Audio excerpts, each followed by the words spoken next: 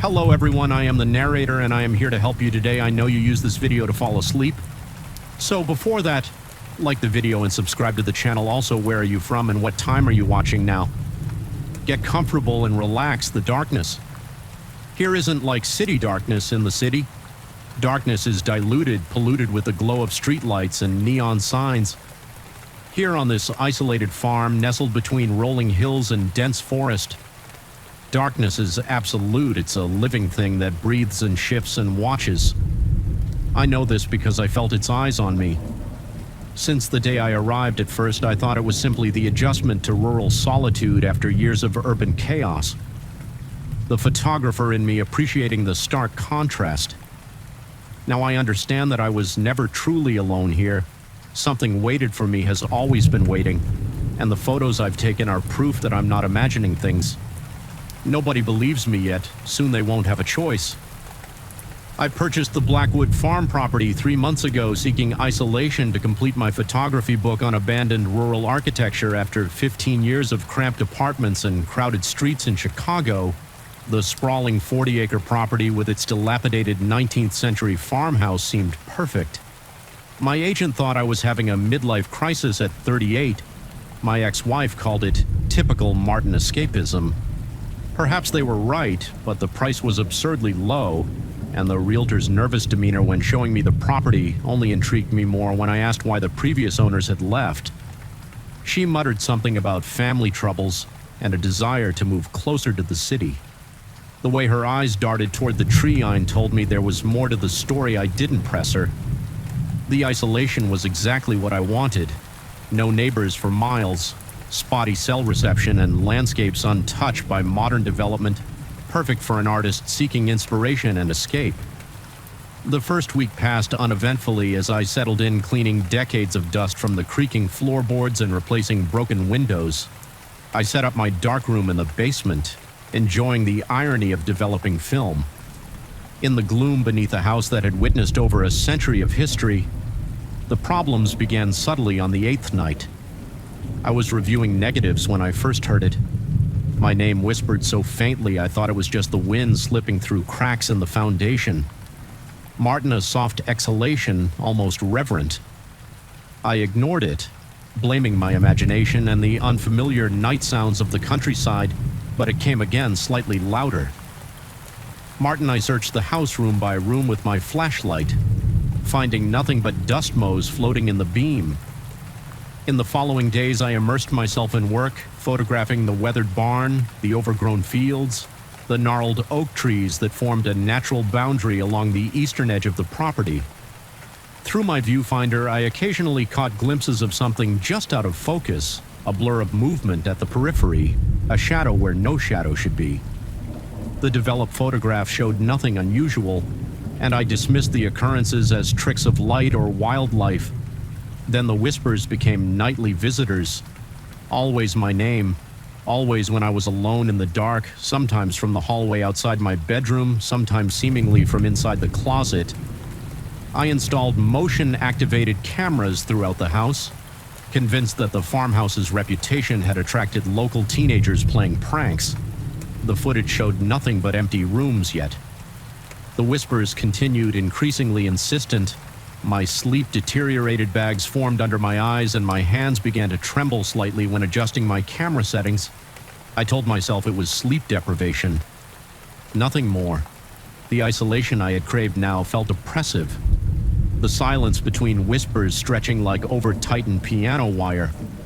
The discovery happened during my 4th week. I was clearing the overgrown garden behind the house when my shovel struck something solid about 2 feet below the surface. Expecting a rock, I instead unearthed a small wooden box, its surface covered in strange symbols carved into the aged wood. My heart pounded as I brushed away the clinging soil, a strange excitement overriding my better judgment. The box was sealed with rusted metal clasps that broke easily under pressure. Inside lay an amulet, a circular stone pendant dark as midnight and cold to the touch. Despite the warm spring air, it was wrapped in what looked like leather, but with an unusual texture that made my skin crawl. A folded piece of yellowed paper accompanied it, covered in faded handwriting. The note described the amulet as a binding stone that had been sealed away for the protection of all who dwell here. The writer warned never to remove the leather wrapping or to bring the amulet inside any dwelling. I should have heeded those words. Instead, I brought it into my studio, fascinated by its unusual appearance. I photographed it extensively, capturing the intricate symbols etched into its surface. When I developed the images, my blood turned to ice. In every photo of the amulet, a faint figure stood behind me, a tall, emaciated humanoid shape with unnaturally long limbs and eyes that reflected the flash as featureless white orbs. I frantically checked the studio, finding myself alone that night. The whispers changed no longer, just my name, but full sentences. Too quiet to comprehend, like a radio tune between stations, I sealed the amulet back in its box and buried it exactly where I'd found it. My hands trembling so badly I nearly dropped the shovel several times. My mouth was desert dry and sweat soaked through my shirt. Despite the cool evening air, it made no difference the entity had been acknowledged, given attention, and perhaps that was all it needed. The next morning, I found handprints on the ceiling above my bed. Not childlike impressions, but large distorted marks with elongated fingers, as though something had braced itself above me while I slept, my throat constricted at the sight, and I stood frozen, staring upward as my pulse hammered in my ears. I tried to photograph the handprints for evidence, but they never appeared in the images. Just blank ceiling, yet new prints appeared every night, always in different positions, creating a grotesque map of my movements. During sleep, I began taking sleeping pills to escape consciousness, but they only trapped me in nightmares where I was paralyzed as a figure.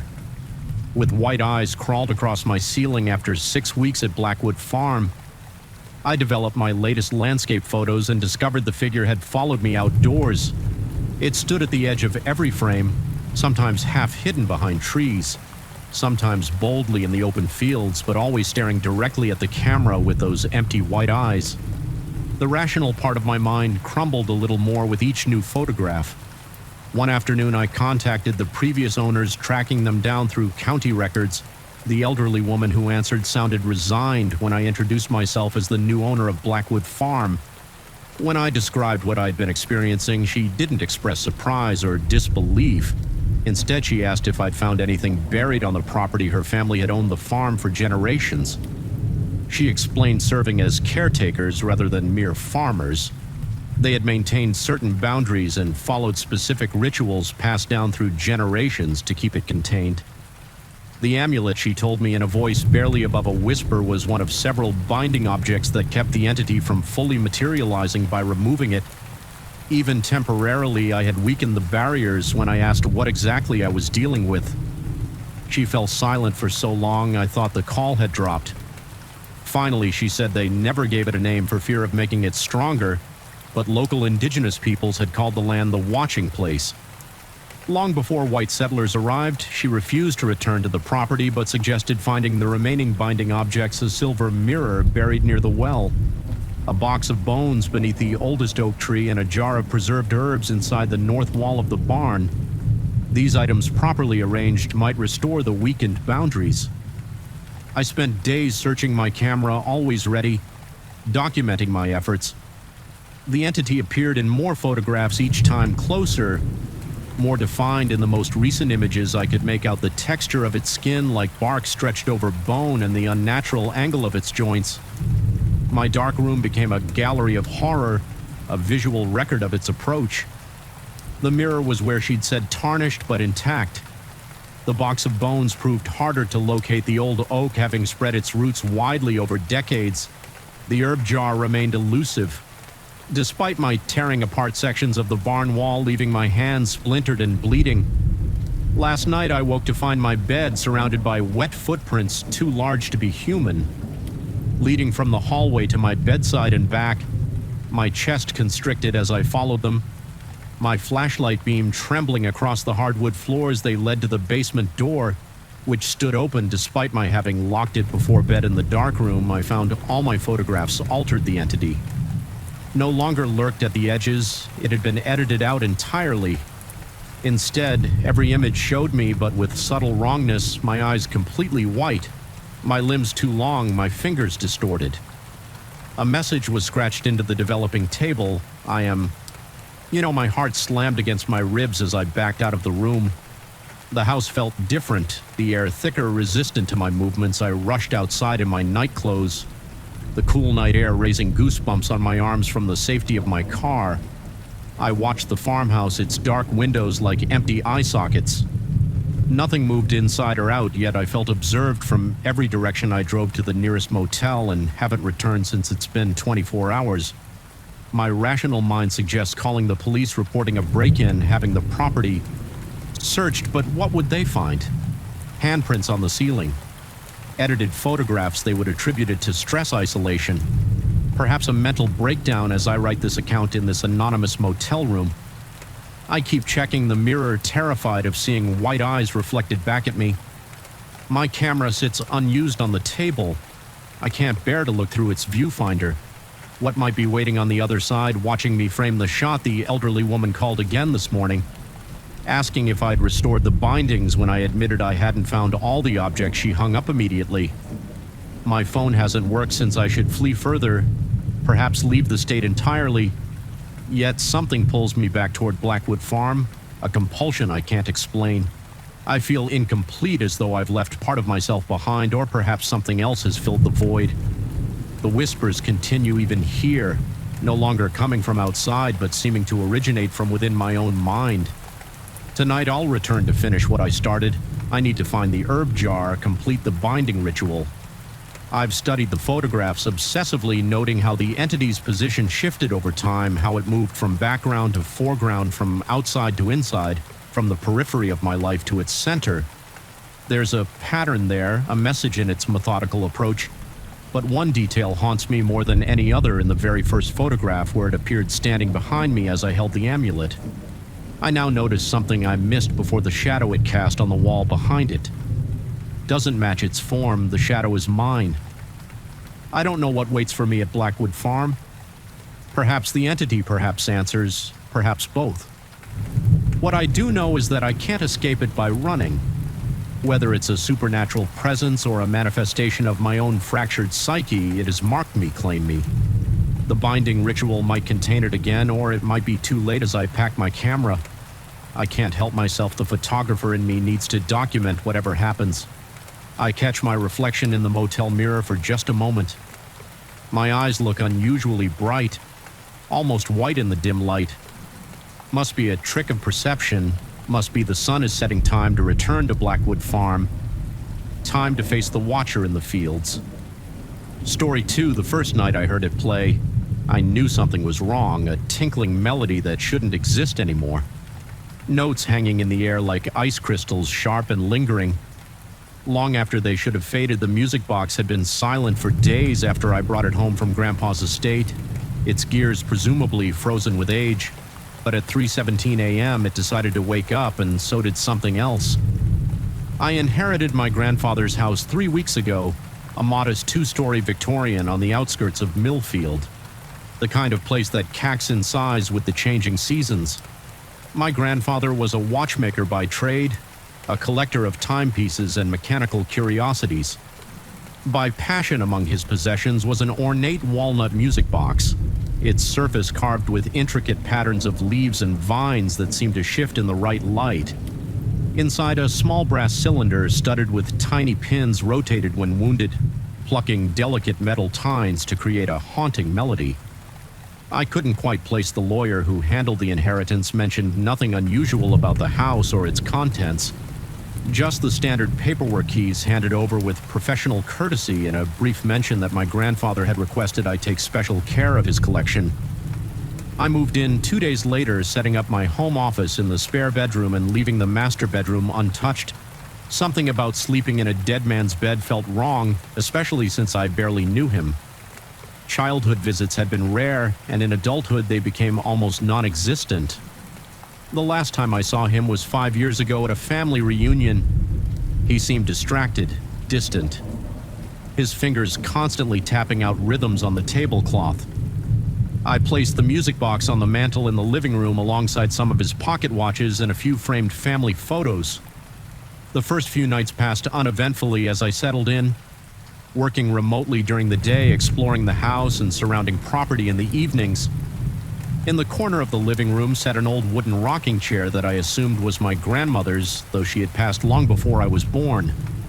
The curved rails on its base seemed worn unevenly, as if someone had spent years rocking in a specific pattern.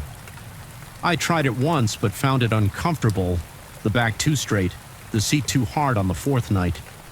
I woke to music, my heart hammered against my ribs as I lay perfectly still. Trying to identify the source, the notes were clear, delicate, but somehow wrong, like a record played at 3/4 speed. The tempo dragged, transforming what might have been a lullaby into something mournful, desperate. I knew immediately it was the music box, though I hadn't wound it. Since examining it briefly upon arrival, my mouth went dry as I forced myself to leave the warmth of my bed. The wooden floor felt ice-cold beneath my bare feet as I moved toward the door, each step requiring conscious effort. The hallway stretched before me, the shadows deeper than they should have been despite the nightlight I'd plugged in near the bathroom. The melody grew louder as I descended the stairs, my hand gripping the banister with white knuckles. The living room was bathed in pale blue moonlight. Filtering through the thin curtains, the music box lid was open, its tiny mechanism turning steadily gleaming in the darkness. But what froze the breath in my lungs wasn't the box. It was the rocking chair moving back and forth in a gentle rhythm that matched the distorted melody, empty yet not empty. A darkened silhouette sat there, barely visible, more an absence of light than a presence, the outline of shoulders, a head hands. Resting on the arms of the chair, but no features, no substance, just a suggestion of a person rocking slowly as the music played my throat. Constricted as I tried to call out, no sound emerged. The temperature in the room had plummeted, my exhaled breath visible in cloudy puffs. I blinked hard, convinced my sleep mind was playing tricks when I opened my eyes. The chair was still the silhouette gone, but the music continued for exactly 37 more seconds. I counted each one before winding down with a discordant final note that hung in the air like an unfinished sentence. I didn't sleep again that night. I convinced myself it had been a particularly vivid dream, the kind that lingers between sleep and wakefulness. My grandfather's house was old, full of settling noises and draft-induced movements. The human mind, especially one transplanted to unfamiliar surroundings, naturally seeks patterns and explanations. I repeated these rational thoughts like a mantra as I made coffee at dawn, the sky outside still purple with the last remnants of night. But the next evening I took precautions. I wound the music box fully and let it play through its entire melody, while I timed it exactly 2 minutes and 12 seconds of a tune that sounded vaguely familiar but impossible to name. When it finished, I closed the lid firmly and placed a heavy book on top. Then I set up my laptop on the coffee table, its webcam aimed at both the music box and the rocking chair. I activated the motion detection recording software I used for home security and went to bed exhausted but determined to prove to myself that nothing unusual was happening at 3:17 a.m. I jolted awake again to the same melody, but slower. This time, each note stretched and warped as if struggling to emerge. My skin prickled with goose flesh as I forced myself to leave my bed. I needed to see the laptop to confirm what was happening. The music pulled me down the stairs, my legs moving woodenly, my chest tight with dread. The living room was colder than before. The book I'd placed on the music box now lay on the floor. The box itself was open, its mechanism turning with agonizing slowness, and the chair, God, the chair rocked with purpose, the silhouette more defined than the previous night. I could almost make out the slope of shoulders, the suggestion of an elderly posture. My eyes darted to my laptop, the screen black, dead unplugged, though I distinctly remembered ensuring its power cord was secure. Fighting against the paralysis of fear, I lurched toward the laptop, fumbling to reconnect it. My trembling fingers knocked against the power button several times before it hummed to life. The recording software had shut down completely, but as the screen illuminated the room, the silhouette vanished, and the music box wound down with that same unresolved final note. I spent the remainder of the night hunched over the kitchen table, gulping lukewarm coffee, convincing myself to stay in the harsh light of morning. I examined the music box more carefully. The craftsmanship was exquisite. The wood smooth beneath my fingertips. Inside the lid, I discovered a faded inscription I hadn't noticed before for Wilhelm. The melody remains unfinished until you complete it. My grandfather's name was Thomas, not Wilhelm. I wondered if he had acquired the box from someone else. Perhaps another collector determined to document what was happening. I purchased additional recording equipment the next day, a digital camera with night vision, a voice recorder, and motion sensors. I positioned them strategically around the living room, making sure they operated on batteries as well as outlet power. I even set up my old smartphone as another recording device tucked behind a book on the shelf with its camera peeking out. This time I was leaving nothing to chance. That night I struggled to fall asleep, anticipation and dread keeping my nerves jangled. I must have drifted off eventually because, once again, the music woke me precisely at 3:17 a.m. This time the melody was so distorted and slow that the notes barely connected into a coherent tune. The spaces between them stretched like taffy. The sound raised the hair. On my arms and neck as I made my way downstairs, the living room was arctic, my breath forming clouds that hung suspended in the air. The silhouette in the rocking chair was more substantial, its edges more defined. I could make out the wrinkled hands gripping the armrests, the hunched posture of age. Yet he rocked in time with the labored melody. I stood rooted to the spot, unable to approach. Unable to flee, the camera on the bookshelf emitted a high-pitched whine before going silent. The night vision camera's indicator light flashed erratically, then died one by one. Every recording device faltered and failed, but the voice recorder on the mantel placed nearest to the music box continued to run its tiny red light of beacon in the darkness. And then I heard it beneath the distorted music, a whisper so faint I had to strain to catch the words, "Complete it, you must complete it." My blood turned to ice. The voice was papery ancient, but with a familiar cadence that triggered some deeply buried memory. It sounded like my grandfather, but not as I had known him. Older, more desperate, complete what I managed to croak my voice.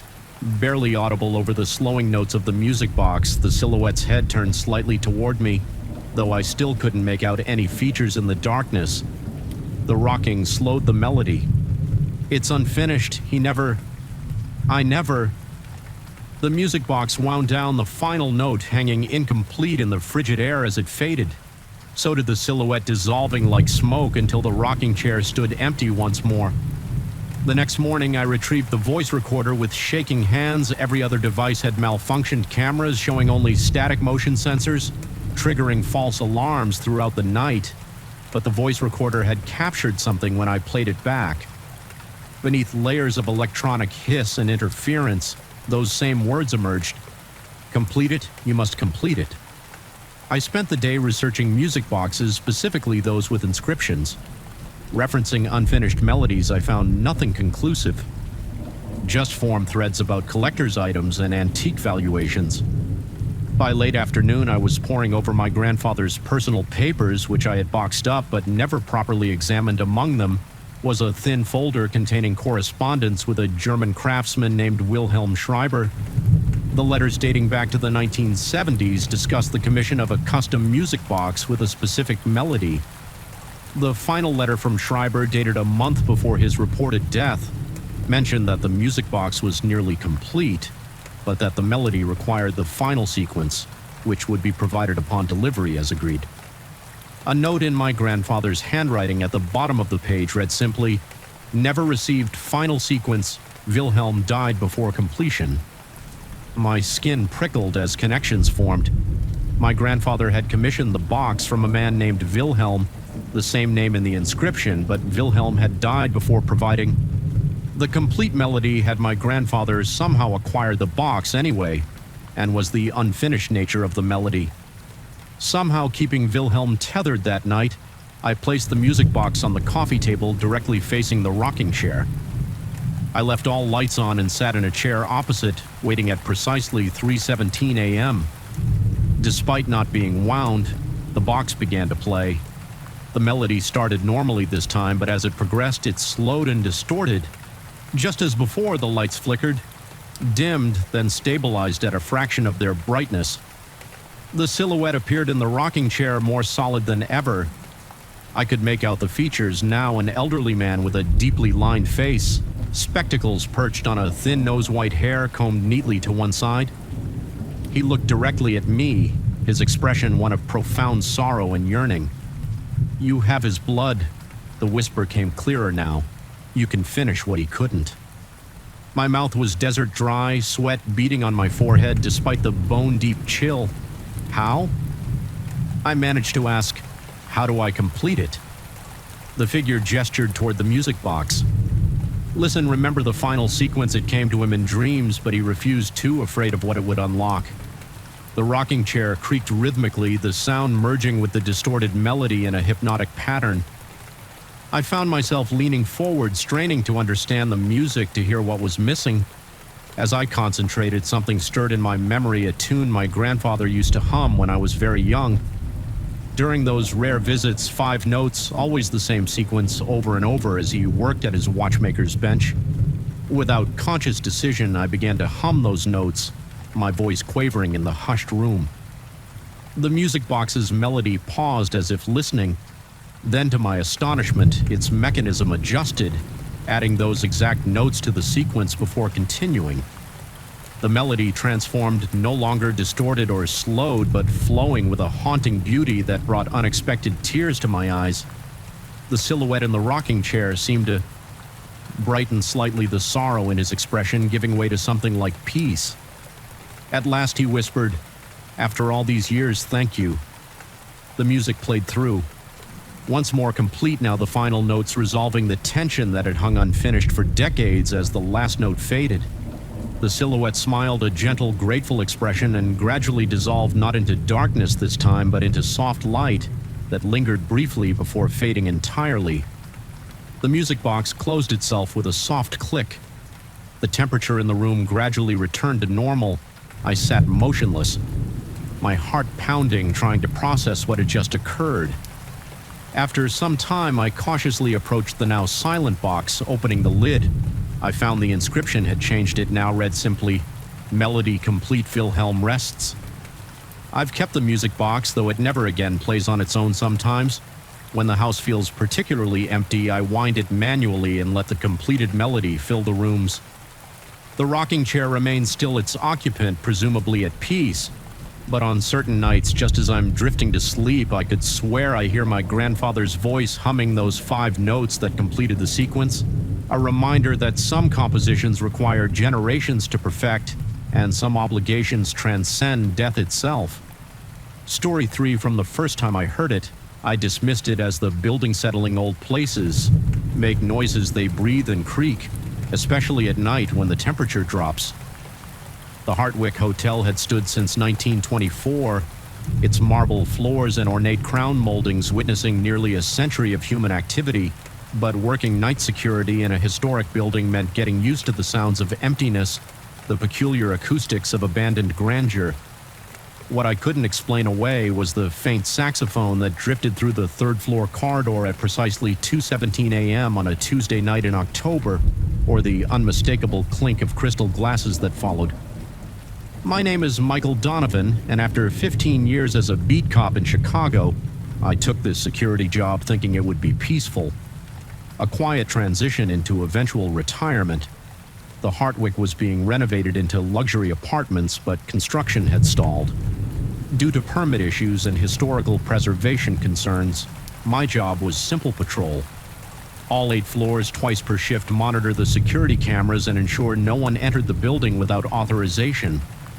The developer was paranoid about copper theft and vandalism. I was the only one in the building from midnight to 8 a.m. with occasional overlap with the day security. At both ends of my shift, I'd been working at the Hartwick for 3 months before the first incident. The building had always felt unnaturally cold in certain spots, particularly the grand ballroom on the second floor, but I chalked it up to drafts and an outdated HVAC system. But that Tuesday in October changed everything. The music was distant but unmistakable. Not a recording playing from somewhere, but the authentic sound of live jazz muffled as if coming through a wall. My first instinct was to call in a trespasser, but something held me back. The music faded within minutes, and I spent the rest of my shift on edge, checking and rechecking empty rooms. By week 2, my routine patrols had become investigations. The music returned always between 2 a.m. and 3 a.m., always fading. When I approached the ballroom, I began to detect other sounds.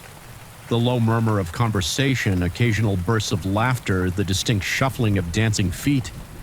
I documented everything in my log and even set up my phone to record, but the recordings never captured what my ears could hear when I mentioned it to Rodriguez, the day guard.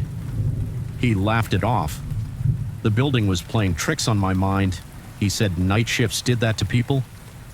The smells came next. I'd catch sudden, overwhelming whiffs of expensive perfume, followed by the acrid tang of cigarette smoke. Not modern cigarettes, but something richer, more pungent. The first time it happened, I rushed through the entire second floor, convinced someone had broken in and was smoking in a closed building. But the smell would vanish as suddenly as it appeared, leaving me standing alone in empty corridors, my flashlight beam cutting through undisturbed dust. By the 4th week, I began to feel observed. The sensation of eyes tracking my movements would prickle the back of my neck during my patrols. The temperature would drop dramatically in certain areas. My breath would cloud in front of me. Even though the thermostat readings remained normal, I started to avoid the ballroom entirely, taking detours on my rounds that added extra steps but spared me from walking through that cavernous space with its massive crystal chandeliers and mirrored walls. Then came the voices, clear, direct, and terrifyingly close. "Join us for a hand?" a woman asked one night, her voice sultry and amused. Floating from just behind my left shoulder as I hurried past the ballroom entrance, I whirled, around heart hammering against my ribs, but the corridor stretched empty behind me. My palms had grown instantly slick with sweat, and it took considerable effort to steady my breathing. I called out, demanding whoever was there to show themselves, but my words echoed unanswered through the building. That night I found the card in my pocket, an ace of spades yellowed with age, its edges worn smooth. I had no memory of picking it up, no explanation for its presence. The card felt abnormally heavy in my hand, its surface cool to the touch. Despite having supposedly been in my pocket for hours, I locked it in my desk drawer before leaving that morning. But when I reached home and emptied my pockets, another card waited. The Queen of Hearts this time, with a faint smudge of red lipstick on one corner. Sleep became impossible even in my apartment. Miles from the Heartwick, I would jolt awake to phantom jazz and distant laughter. My doctor prescribed sleeping pills that left me groggy but did nothing to stop the dreams. Dreams of elegant parties where faceless figures beckoned me toward a card table in the corner. I'd wake clutching my sheets, heart-racing, skin clammy with sweat. I began researching the building's history during my days off. The Heartwick had been a premier hotel in its time, and the ballroom had hosted the city's elite through the Roaring '20s, and into the Great Depression. Newspaper archives mentioned high-stakes poker games held regularly in private rooms adjacent to the ballroom games where fortunes were won and lost.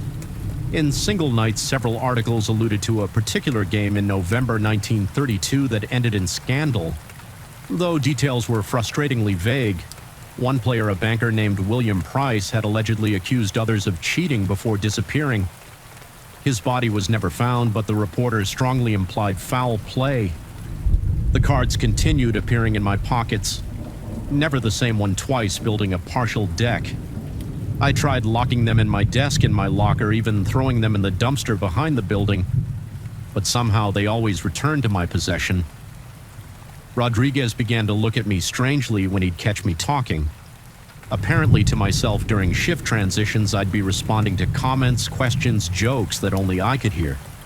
The night voices had become constant companions, growing increasingly familiar, increasingly insistent that I join their game. "Just one hand?" "Michael," they'd whisper, "everyone gets one chance to change their fortune." 2 months in the vision. Started brief, at first flashes of movement at the edge of my vision, transparent figures that disappeared when I turned to look directly at them. Then longer episodes where the empty ballroom would momentarily transform before my eyes. For fleeting seconds, I'd see it as it once was brilliantly lit, filled with elegantly dressed men and women, tables covered in green felt waiters carrying trays of champagne. The vision would vanish if I blinked or moved. Leaving me alone again in a dusty, half-renovated space, the physical changes in me became impossible to ignore. Dark circles carved themselves under my eyes. I'd lost weight, my uniform hanging loose where it had once fit perfectly. My hands developed a constant tremor that made writing in my security log difficult sleep. When it came, was plagued by dreams of cards being dealt, chips stacking, and the same phrase repeated endlessly. Just one more hand, I found the poker chip in my other pocket on a Friday night. It wasn't plastic like modern chips, but an antique made of clay, heavy and substantial with the Hartwick's original logo embossed on both sides. That same night, the episodes increased in both frequency and duration. The ballroom would shift between past and present several times. During a single patrol, I began to recognize certain figures: a woman in a red dress who always stood near the bar, a tall man with a pencil mustache who dealt cards at the corner table, a heavy-set man in a pinstripe suit who watched the proceedings with a scowl. They seemed increasingly aware of my presence, some nodding in my direction, others beckoning me closer by the third month. Rodriguez requested not to overlap shifts with me anymore. He claimed my behavior made him uncomfortable. The muttering, the constant checking of my pockets, my startled reactions to sounds he couldn't hear. Management assigned a new day guard, a younger man named Torres, who asked too many questions about why I looked so exhausted, why I sometimes failed to complete all my patrol logs. He suggested I see someone professional about my episodes. His concern felt like an accusation. I began bringing a voice recorder to work, hoping to capture evidence of what I was experiencing. The recordings contained only my side of conversations, desperate questions shouted into empty rooms. Pleased for the voices to leave me alone in one particularly disturbing recording, I found myself agreeing to something promising I would come to the table soon, that I just needed time to prepare the missing time. Started next, I'd check my watch at the beginning of a patrol, then somehow find myself in the ballroom with no memory of how I'd gotten there. An hour or more vanished from the night. During these blackouts, more items would appear on my person: a vintage matchbook from the Hartwick Hotel, a cufflink with pearl inlay, a small Art Deco flask still containing traces of Prohibition-era whiskey. During one episode, Torres found me sitting cross-legged in the middle of the ballroom floor at the end of my shift cards, arranged in a solitaire pattern before me. I have no memory of this, only his frightened face swimming into focus and his hands roughly shaking my shoulders. He reported the incident to management. They mandated a psychiatric evaluation. If I wanted to keep my job, the doctor spoke of stress-induced hallucinations, of the effects of isolation and irregular sleep patterns on perception. She prescribed antipsychotics that dulled my senses but didn't stop the voices. If anything, the medication made it harder to distinguish between what was real and what wasn't. The figures became more solid, the music louder, the smells more pungent. The line between my world and theirs grew increasingly thin. Last night I made a decision. After weeks of their invitation, I finally responded that I would play just one hand as they'd been asking. Their reaction was immediate and overwhelming. The ballroom erupted into full, vivid existence around me, no longer transparent or flickering. The scene solidified into absolute reality. The chandeliers blazed with light. Cigarette smoke hung in thick clouds near the coffered ceiling. The band played a lively Charleston while couples danced, and at the corner table, 4 players waited with an empty chair between them. The woman in the red dress approached her, perfume enveloping me as she took my arm and guided me toward the table. The cards in my pocket grew warm, almost hot against my thigh. The heavy-set man in the pinstripe suit looked up as we approached, his scowl deepening. "You brought a modern with you, Elizabeth?" he asked, voice thick with disdain. "He has the cards?" She replied simply, "They've been calling to him." The dealer with the pencil mustache smiled thinly and gestured to the empty chair. "We've been waiting for a 5th, he said, shuffling cards with supernatural dexterity. "Waiting for so long, one hand determines everything," Here, William never got to finish his last hand. Perhaps you'll have better luck. I knew with absolute certainty that sitting down at that table would change everything. The barrier between my world and theirs would dissolve completely, but the alternative was to continue in a half-existence torn between realities. My grip on sanity eroding with each passing night, I took the seat. The dealer's hands moved in a blur, card sliding across screen. Felt the other players watch me with hollow eyes, their faces suddenly gaunt in the chandelier light. I realized with a cold shock that they weren't merely apparitions. They were trapped, bound to this endless night. This perpetual game. William Price hadn't disappeared after accusing them of cheating. He had become part of the game itself. Another ghost at the table. The stakes, I asked, my voice steady despite the terror gripping my chest. The dealer's smile widened, revealing too many teeth. Why? Nothing too dear, he said, his voice suddenly echoing as if from the bottom of a well. Just time, just presence, just permanence. I looked down at the cards he dealt me, my hands trembling as I lifted the corners of full house queens. And aces, a winning hand in any normal game, but as my opponents laid down their cards one by one, their expressions remained neutral, unreadable. The dealer was the last to reveal his hand. I'm afraid fortune doesn't favor you tonight, he said, spreading a straight flush across the felt. The room began to dim around the edges, the party fading like a photograph left too long in sunlight. Only our table remained brightly lit, suspended in a void of encroaching darkness. The chips in the center of the table, my chips melted into the green. Felt the other players began to fade as well, their forms becoming transparent, their voices growing distant. What happens now? I asked, panic finally breaking through my voice. Elizabeth's hand came to rest on my shoulder, substantial again, her red nails digging into my flesh. Now, she echoed, her voice regaining its sultry tone. Now we wait for the next player, and you, Michael, you invite them to join us for just one more hand this morning. Torres found me unconscious on the ballroom floor, surrounded by a scattered deck of antique playing cards. The medical evaluation blamed extreme exhaustion and possible narcolepsy. I've been placed on medical leave pending further psychiatric assessment, but I know what really happened. I escaped. Somehow the game rejected me, or perhaps another player made a more tempting target for them. I submitted my resignation today. I'm leaving the city. Tomorrow, putting as much distance as possible between myself and the Hartwick. But even as I pack my apartment, I can hear distant jazz playing from somewhere inside the walls.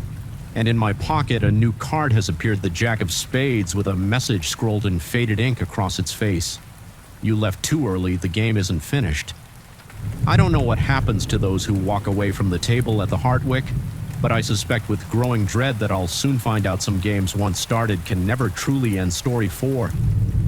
The moment I placed that statue in my living room, the atmosphere in my apartment shifted.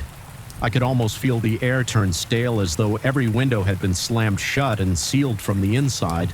The statue, carved from dark stone with intricate lines swirling around its base, emanated a strange aura even in broad daylight. In the quiet of the evening, a low hum seemed to slip into the corners of every room, barely audible but undeniably present. I tried to tell myself it was the sound of my fridge or the pipes in the walls, but deep down I knew it came from that statue. I had brought it back from Peru, where I'd traveled for a corporate seminar, followed by a short excursion arranged by local business partners. I'm an executive for an international firm, always looking to strike deals, expand networks, and secure new markets. During a break in the conference, I visited a small antique shop that specialized in rare artifacts. The shopkeeper gave me an odd grin when I expressed interest in the statue. He mentioned in hushed tones that it was supposed to bring protection but required certain customs to maintain its blessing. I was more interested in its exotic look, something to display in my apartment to spark conversation. When guests visited, looking back, I wish I had left it there, buried under layers of local superstition. Now it's in my living room, dominating the space. Despite its modest size, the stone figure shows a vaguely human shape, but the features are exaggerated. Large eyes, a twisted mouth, and a posture that suggests vigilance. Its head is slightly tilted, as if it's listening for a secret on the wind. I told myself it was just my imagination, but I couldn't shake the sensation that it was watching me, sizing me up on the first night I woke up in the early hours to a faint buzzing. My sheets were soaked with sweat, and I felt an odd tingling under my skin. My heart was hammering in my chest, every beat echoing in my ears.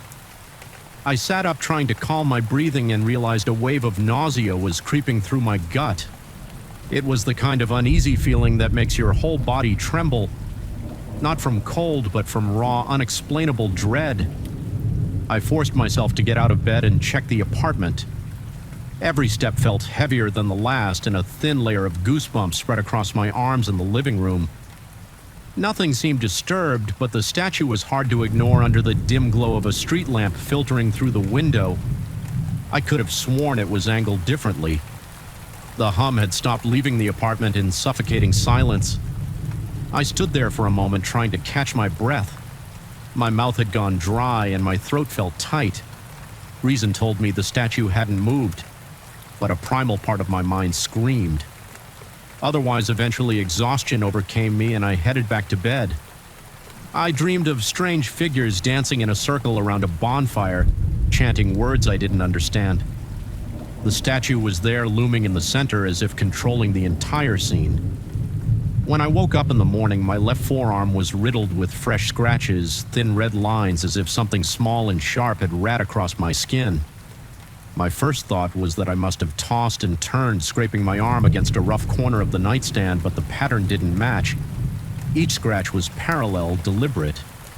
My chest tightened as I tried to rationalize it, but my reflection in the bathroom mirror only filled me with more questions. My eyes looked sunken, ringed by dark circles. I splashed water on my face, noticing how my breathing turned shallow. Each inhale scraping at my lungs at work. I felt off-kilter all day, like I was just going through the motions, smiling mechanically at colleagues, responding to emails with half my mind. Somewhere else I kept recalling the dream, the bonfire, the chanting, the statue's mesmerizing gaze. My assistant asked if I was feeling all right. I muttered that I was just jet-lagged in truth. I was fighting a suffocating sense of dread that coiled around my spine. The hum still lingered in the back of my mind. Even during broad daylight in a busy office that evening, I came home determined to ignore the statue. But the moment I stepped into the living room, a chill prickled along my neck. I turned on every light I could, trying to chase away the oppressive darkness. I reminded myself that it was just a piece of carved stone, a souvenir. A few days passed and the incidents escalated. The humming grew more distinct at night, seeping. Into my dreams, I started having nightmares of an ancient ritual performed on a mountaintop. The wind whipped around robed figures who bowed before the statue, chanting in guttural voices. The statue itself glowed with an unearthly light, and in the dream I knew it demanded something vital. Whenever I jolted awake, my heart would slam so hard against my chest that it hurt. My breathing would come in ragged bursts and beads of sweat would drip down my temples, soaking the sheets. My entire body felt drained, and each morning new scratches or bruises appeared on my arms and torso as if unseen hands had seized me during the night. In a state of mounting panic, I set up a security camera in the living room. I told myself I just needed proof, some logical explanation. Maybe I was sleepwalking. Maybe something else was happening the next morning. I checked the footage. At first everything seemed normal, but then a flicker in the frame caught my eye. The statue's head, previously tilted to the side, appeared to rotate ever so slightly. Tracking motion in the room, the realization hit me like a punch to the gut. My stomach roiled with nausea and my legs felt like lead. I replayed the clip multiple times, each viewing making my pulse pound harder in my ears. I tried to show it to a friend who visited, but I ended up speaking mostly in vague terms. Worried that I'd sound insane if I insisted a statue was turning its head on its own, that friend offered a half smile, suggesting maybe the camera had glitched. I didn't argue. My voice was too shaky to form a rebuttal that night. The humming became almost unbearable. It was like a swarm of insects was buried in my walls, vibrating in a synchronized rhythm. My temples throbbed. My heart hammered so forcefully I could feel my pulse in every fingertip. I closed my eyes, but the moment sleep came, the visions returned more vivid than before. I saw the statue beckoning me closer, the lines carved into its surface seeming to swirl and pulsate. The chanting in my dream boomed like thunder, echoing inside my skull. When I woke, I could hardly catch my breath. Like the air itself was tinged with a metallic taste. Cold sweat drenched my pajamas.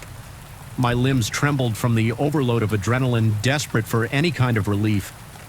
I tried to rid myself of the statue. I hauled it into my car with every intention of dumping it at a storage unit, as far from my home as possible.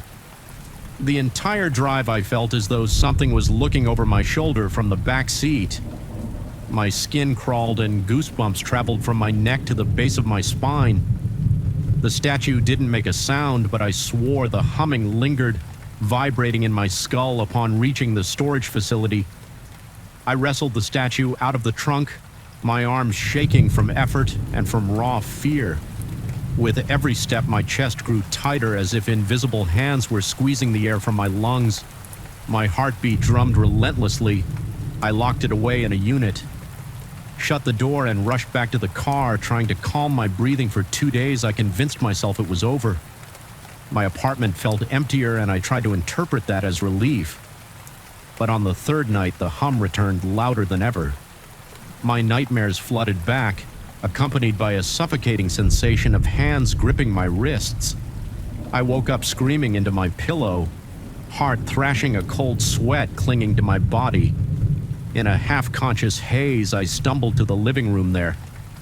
It was the statue stood in the same spot I had originally placed it, as if it had never been removed. My legs nearly gave out.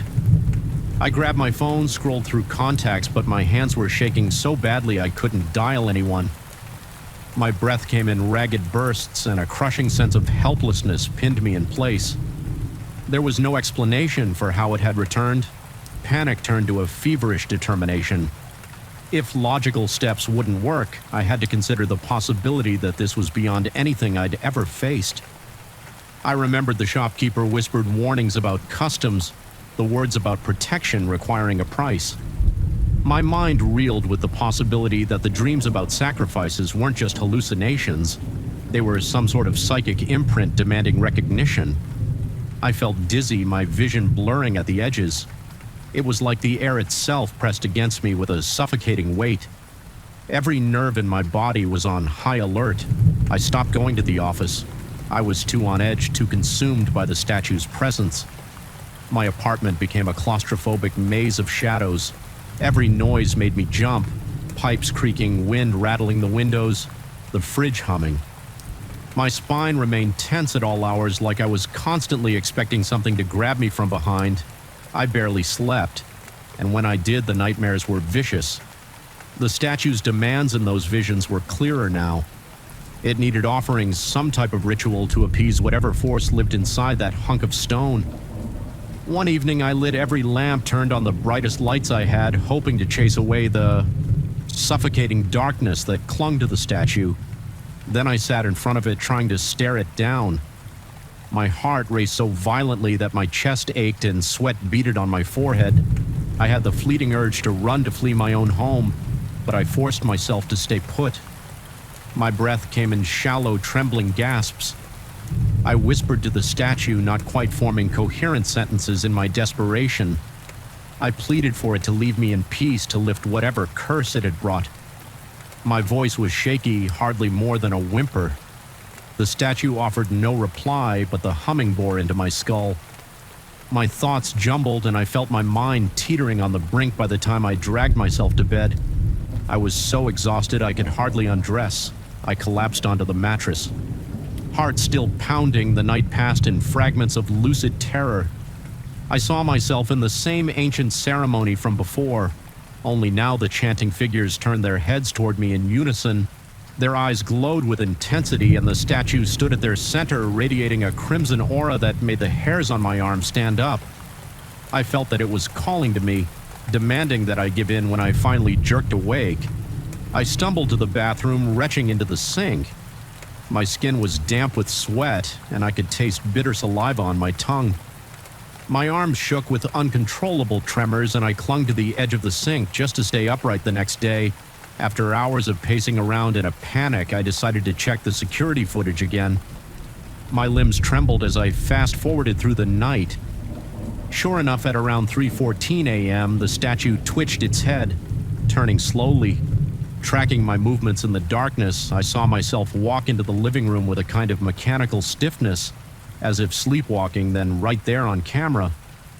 I lifted my arm to the statue, and in the dim light, the statue's mouth seemed to stretch into an unnatural grin. I watched horrified as my own body flinched repeatedly. Though nothing visibly touched me, my stomach churned and I reached up, feeling fresh welts on my arm. My vision swam with confusion, my sanity threatened to splinter. I knew then that fleeing wasn't the solution the statue would follow. I could almost sense it in my bones that humming in my head wouldn't let me escape with my last shred of resolve. I gathered a few items, cleansing herbs from a local store, a small bowl of water, and a candle. I had no expertise, but I was desperate. The environment in my apartment was stifling. My lungs felt heavy and the walls seemed to loom closer than ever. The hum grew louder, more insistent, like it was mocking my attempts to fight back. I knelt on the floor facing the statue. My heart thundered in my ears and my breath came in short, jagged bursts in a trembling voice. I recited any words I thought might help, a jumbled fusion of half-remembered prayers and the shopkeeper's vague warnings. The candlelight flickered against the statue's stony surface. It seemed to watch me intently. My spine tingled and cold sweat formed on my brow. I poured water over the base of the statue, holding my breath as I did it. There was a faint hiss, almost like steam escaping, but it could have been my imagination. My hand shook so badly that droplets splashed onto the floor. I sprinkled the herbs around it, trying to summon the courage to keep going, although my knees felt as if they'd buckle at any second. A wave of dizziness washed over me, my eyesight blurred, and I felt a heavy pressure in my chest. The hum crescendoed, rattling in my skull until I thought my head would split. In that moment, I felt a strange resistance, like an invisible force pushing back my arms. Trembled and my teeth chattered. A strangled sound escaped my throat as I fought for control of my own body. And then, as suddenly as it rose, the pressure receded. The hum faded to a distant drone, still present but subdued cautiously. I opened my eyes. The candle still burned. The herbs lay scattered on the floor and the statue remained. But somehow the atmosphere was different, less suffocating. At least for now, my heart still pounded, yet the frantic terror had ebbed to a tense alertness. I picked myself up, swaying on unsteady legs.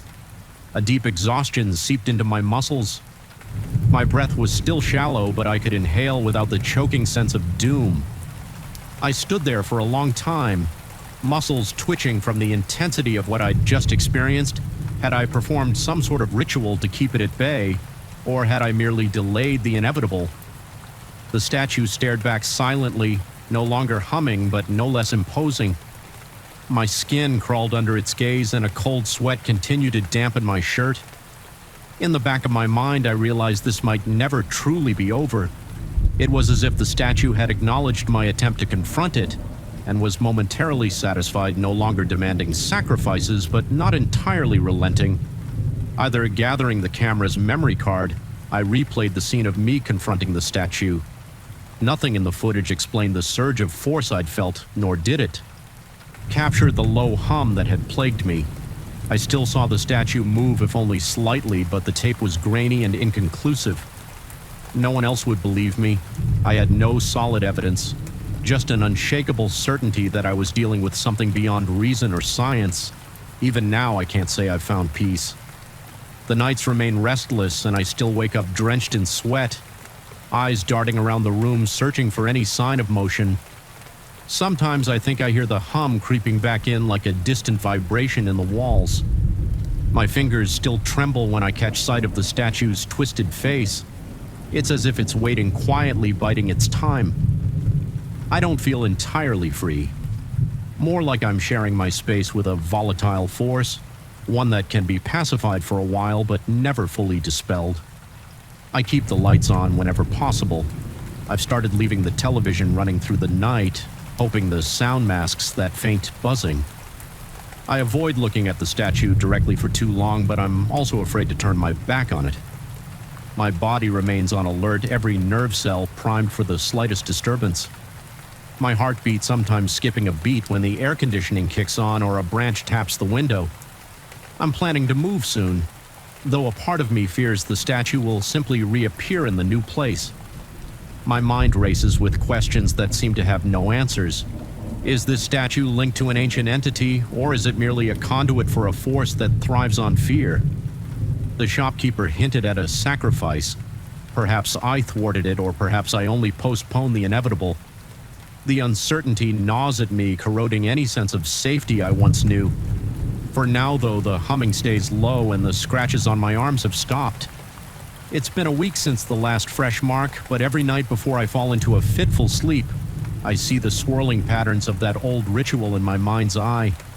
I hear the chant guttural and droning, and I feel the statue's presence hovering at the edge of my consciousness. Some nights I think I glimpse the statue's head move out of the corner of my eye, and my heart lurches in my chest. Whether it's truly moving or just a trick of my fatigued brain, I can't tell anymore. My hands shake, my throat goes dry, and a cold sweat breaks out along my hairline. Fear rattles my thoughts, and paranoia creeps in, whispering that I'll never truly escape it. I wish I could end this with a neat resolution, shatter the statue and be rid of it, or consign it back to the place I found it. But it's not that simple. My experience suggests it's not bound by normal rules. Still, I cling to the faintest hope that my confrontation offered some temporary reprieve. Perhaps that's enough for now, even if the weight of its gaze still lingers, even if the uneasy hush hangs in the air. I'm still here, my mind may be battered, but I haven't surrendered, and in that small victory, as precarious as it feels, I find a flicker of defiance. I can't say what tomorrow will bring. The statue remains perched on its pedestal, silent yet impossibly alert. Whenever I pass by, I sense its stare drilling into my back. My heart rate spikes and my palms turn clammy. I remind myself to breathe, to hold on to the fragile sense of control I gained in that desperate ritual, because that's all I have: a tenuous grip on sanity, a resolve forged by terror, and though the shadows still feel oppressive and the night still drip with unease, I've learned to live with the disc that, hum low as it might be, remains a reminder that some forces can't be locked away or easily destroyed. They linger in the corners of the mind in the dead of night, waiting to be acknowledged. Waiting for the next slip in your defenses when fear alone might be enough to let them in once more. Story 5, I felt something was wrong with this house. From the moment I stepped inside, the air was heavy, almost suffocating, and the dusty windows let in just enough light to make the corners seem darker than they had any right to be. My pulse quickened as soon as I turned the key in the lock, and a thin layer of sweat formed on my palms, though it was cool outside. Even then, I told myself it was just nerves. My new project was massive and the place needed a complete renovation. But deep inside, I sensed a lurking presence, as if the walls had secrets they were desperate to unveil. I had no idea how right I was. I moved in to oversee the remodeling personally as an architect. I relished the chance to resurrect old structures, preserve their historical essence, and merge it with modern designs. But this building exuded a kind of hush that made my hair stand on end. I remember spending my first night wandering the halls with a flashlight, my footsteps echoing in the silence. At the far end of the corridor, the wallpaper peeled in an unsightly flap, revealing some faint lines beneath. I made a mental note to check it in the morning when the day arrived.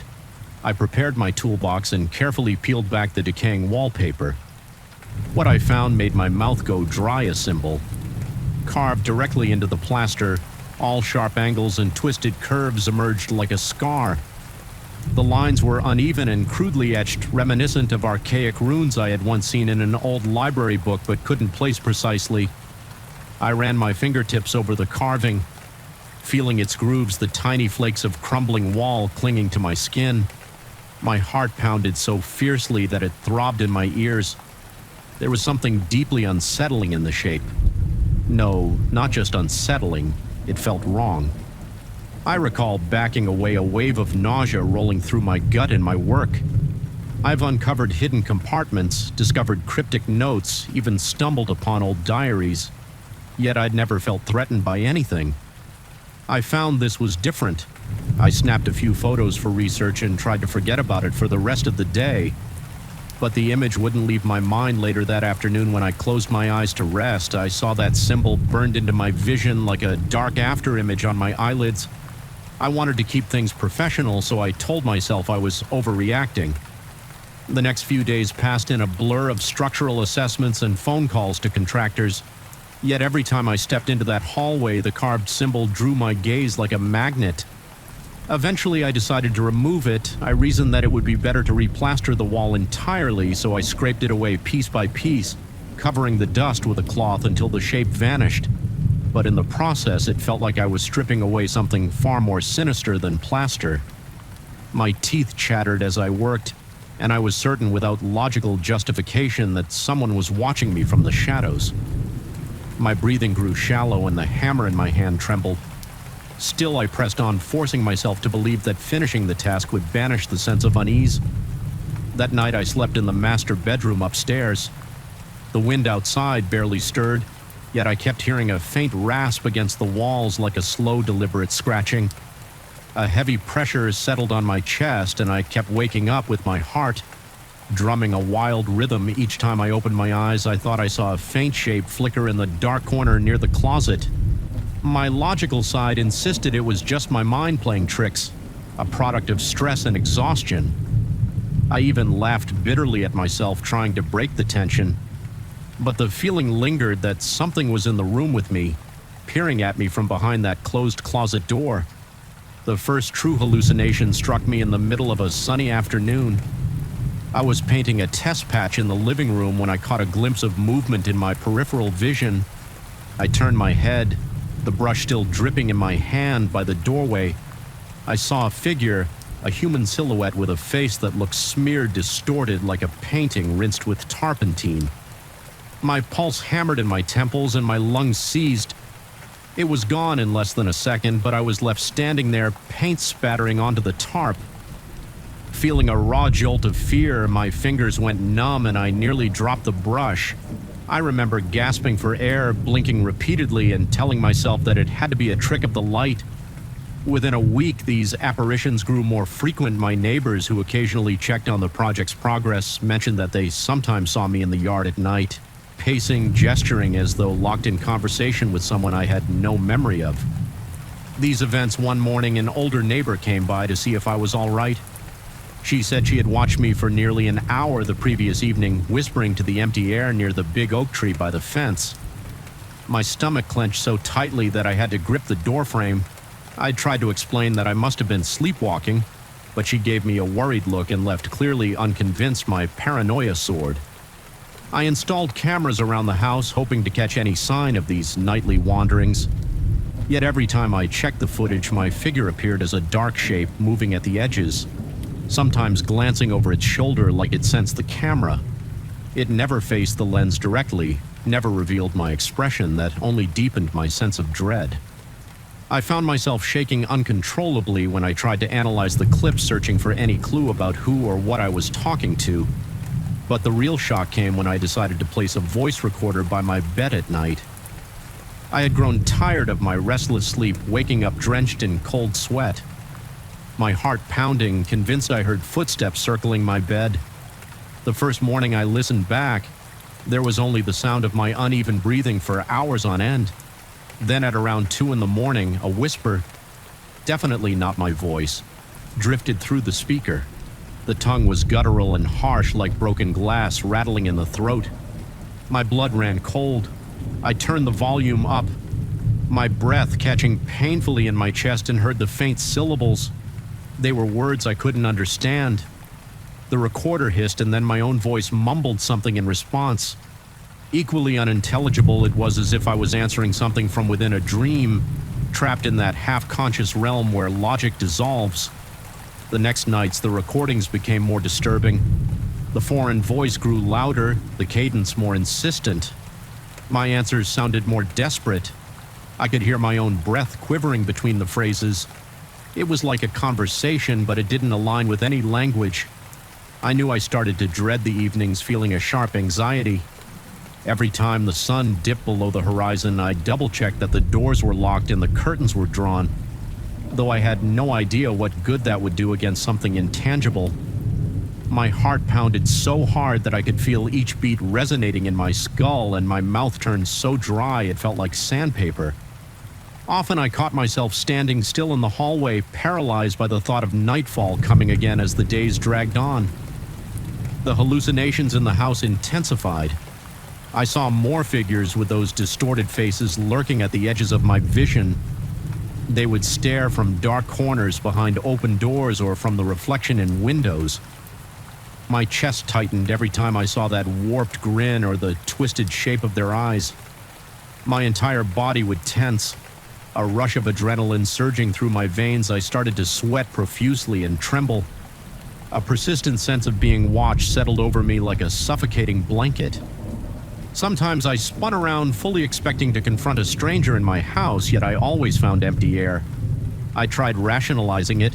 Stress, lack of sleep, and the overwhelming workload were taking a toll on my psyche. I took breaks.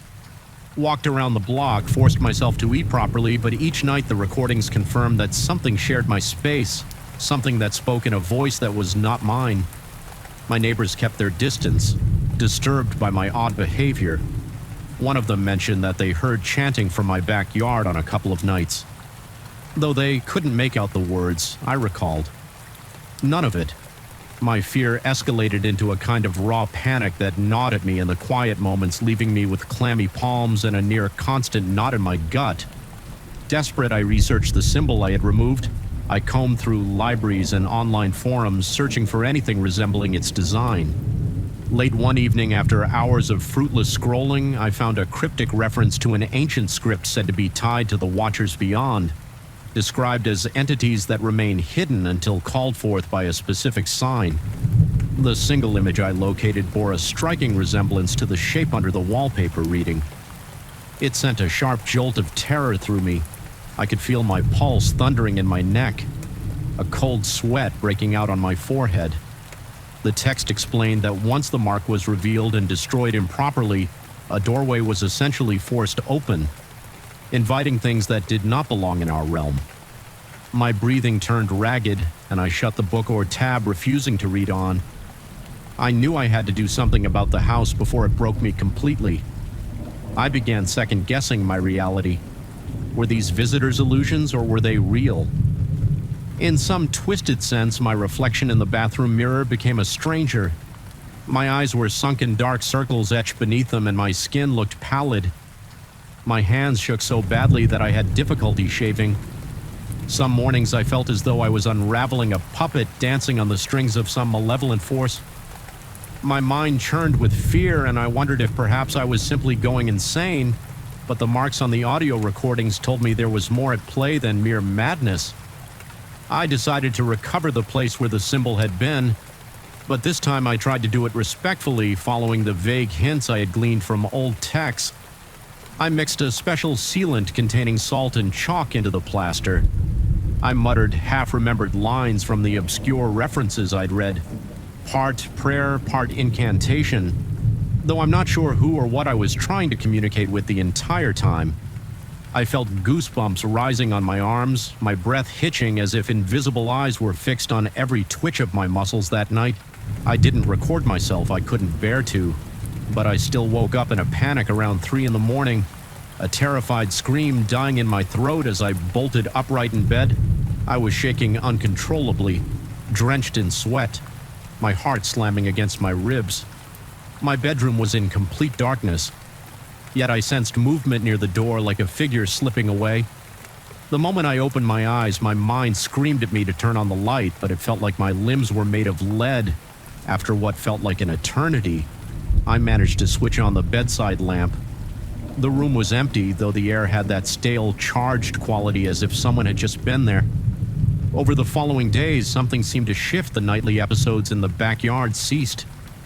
At least according to the neighbors, who by then watched me wearily from behind curtains. My hallucinations grew less frequent. though I couldn't shake the conviction that I was never truly alone in the house. Sometimes I still caught fleeting shadows at the edges of my vision, but they no longer lingered to taunt me with their faceless stares. The voice on the recordings, though I forced myself to listen to older files, remained as evidence that something unearthly had attached itself to this place, or perhaps to me. Eventually, I reached a breaking point. I packed up my essentials and decided to leave the renovation unfinished for a while. I told myself it was a break to clear my head to regain some sanity as I walked through the corridors for what I intended to be the last time I paused near the wall where that symbol once lay hidden. My heart pounded and my legs felt weak, but I forced myself to press a hand against the fresh plaster. It felt cool and solid. I whispered under my breath that I was sorry for disturbing whatever lay beneath. My throat was tight and my voice trembled so much that my teeth nearly chattered. I had a strange sense that the house or something inside it was listening. Gauging my sincerity when I finally stepped outside, the daylight felt disorienting, almost blinding. My ears rang and my skin prickled as if I had just emerged from a stifling cave. I got into my car, turned the key, and drove away. Without looking in the rearview mirror, my heart was still hammering. My breath short, my mind swimming with the memory of those distorted faces peering at me from corners and doorways. I felt certain that I carried a piece of this haunting with me, lodged deep like a splinter under my skin. I'd like to say that leaving the house brought immediate peace. It didn't. Some nights I still wake up gasping. Absolutely sure I can hear that rasping voice in my ear speaking words I cannot understand. My body breaks out in a cold sweat, and my pulse races so violently that I can feel it in my fingertips. I see shapes in my peripheral vision every now and then, just dark blurs that fade the moment I turn to confront them. I'm trying to move on, but a lingering suspicion clings to me once you've glimpsed that shadowy boundary where our world bleeds into the unknown. It never fully lets go. In the end, I survived, though I'm not entirely certain if the danger is truly over or simply waiting. My mind remains restless, haunted by the voice that invaded my dreams and by the memory of the symbol I foolishly unearthed. Even now, I question whether I escaped the thing that was awakened, or if it followed me. The sense of being watched, of something brushing against the edges of my consciousness, hasn't disappeared completely. Though I've tried to rationalize, the fear continues to burrow deeper. My heart still beats just a little too quickly when the house crosses my mind. If there is any lesson in what happened, I suppose it's to tread carefully where the unknown dwells. Some walls hide more than just crumbling plaster, and when you peel back those layers, you might discover something that isn't meant to be disturbed. While I haven't gone back to finish the renovations, a part of me knows I might have to return someday. The thought alone twists my stomach into anxious knots. Perhaps that place still carries echoes of my presence, or maybe it waits hungry for the chance to whisper in my ear once again. Until then, I live with the uneasy truth that the walls we build can hide countless secrets, and sometimes those secrets are eager to be found. Story 6. The first time I laid eyes on the painting, I felt an immediate chill spread through my spine, as though the air around me had turned frigid. In an instant, I was in a secluded art gallery in a part of town where the lights always seemed to flicker and the streets echoed with every footstep. The room smelled of old varnish and stale air. Something about that painting displayed under a single weak bulb demanded my attention. It showed a dark corridor with barely discernible figures in the background, their outlines blurred as if the paint itself was uncertain about their shape. At the time, I dismissed the odd sensation as a trick of my mind, just an overactive imagination provoked by the eerie ambiance of that neglected gallery. Little did I know that moment would mark the beginning of a horror that I still struggle to understand. I am a collector. By no means am I wealthy, but art has always been my sanctuary from a world that feels devoid of meaning.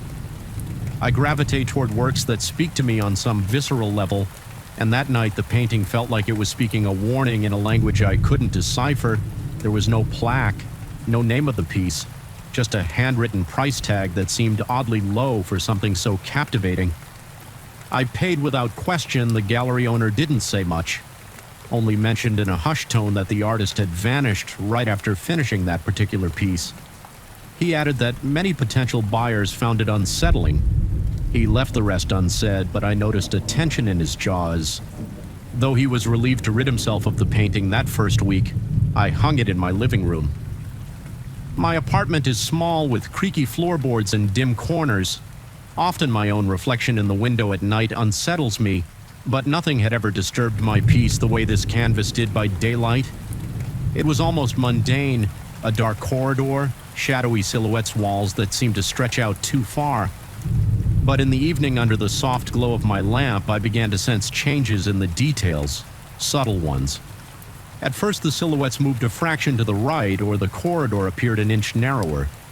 My eyes would linger on it, and I'd feel my heart rate spike, as if my body instinctively recognized something vile unfolding each time I told myself it was just the interplay of light and shadow. The mind, I reasoned, can be tricked when it stares too long at something vaguely defined. Then came the second week when I started noticing it displayed scenes from my daily life, but always a day in advance.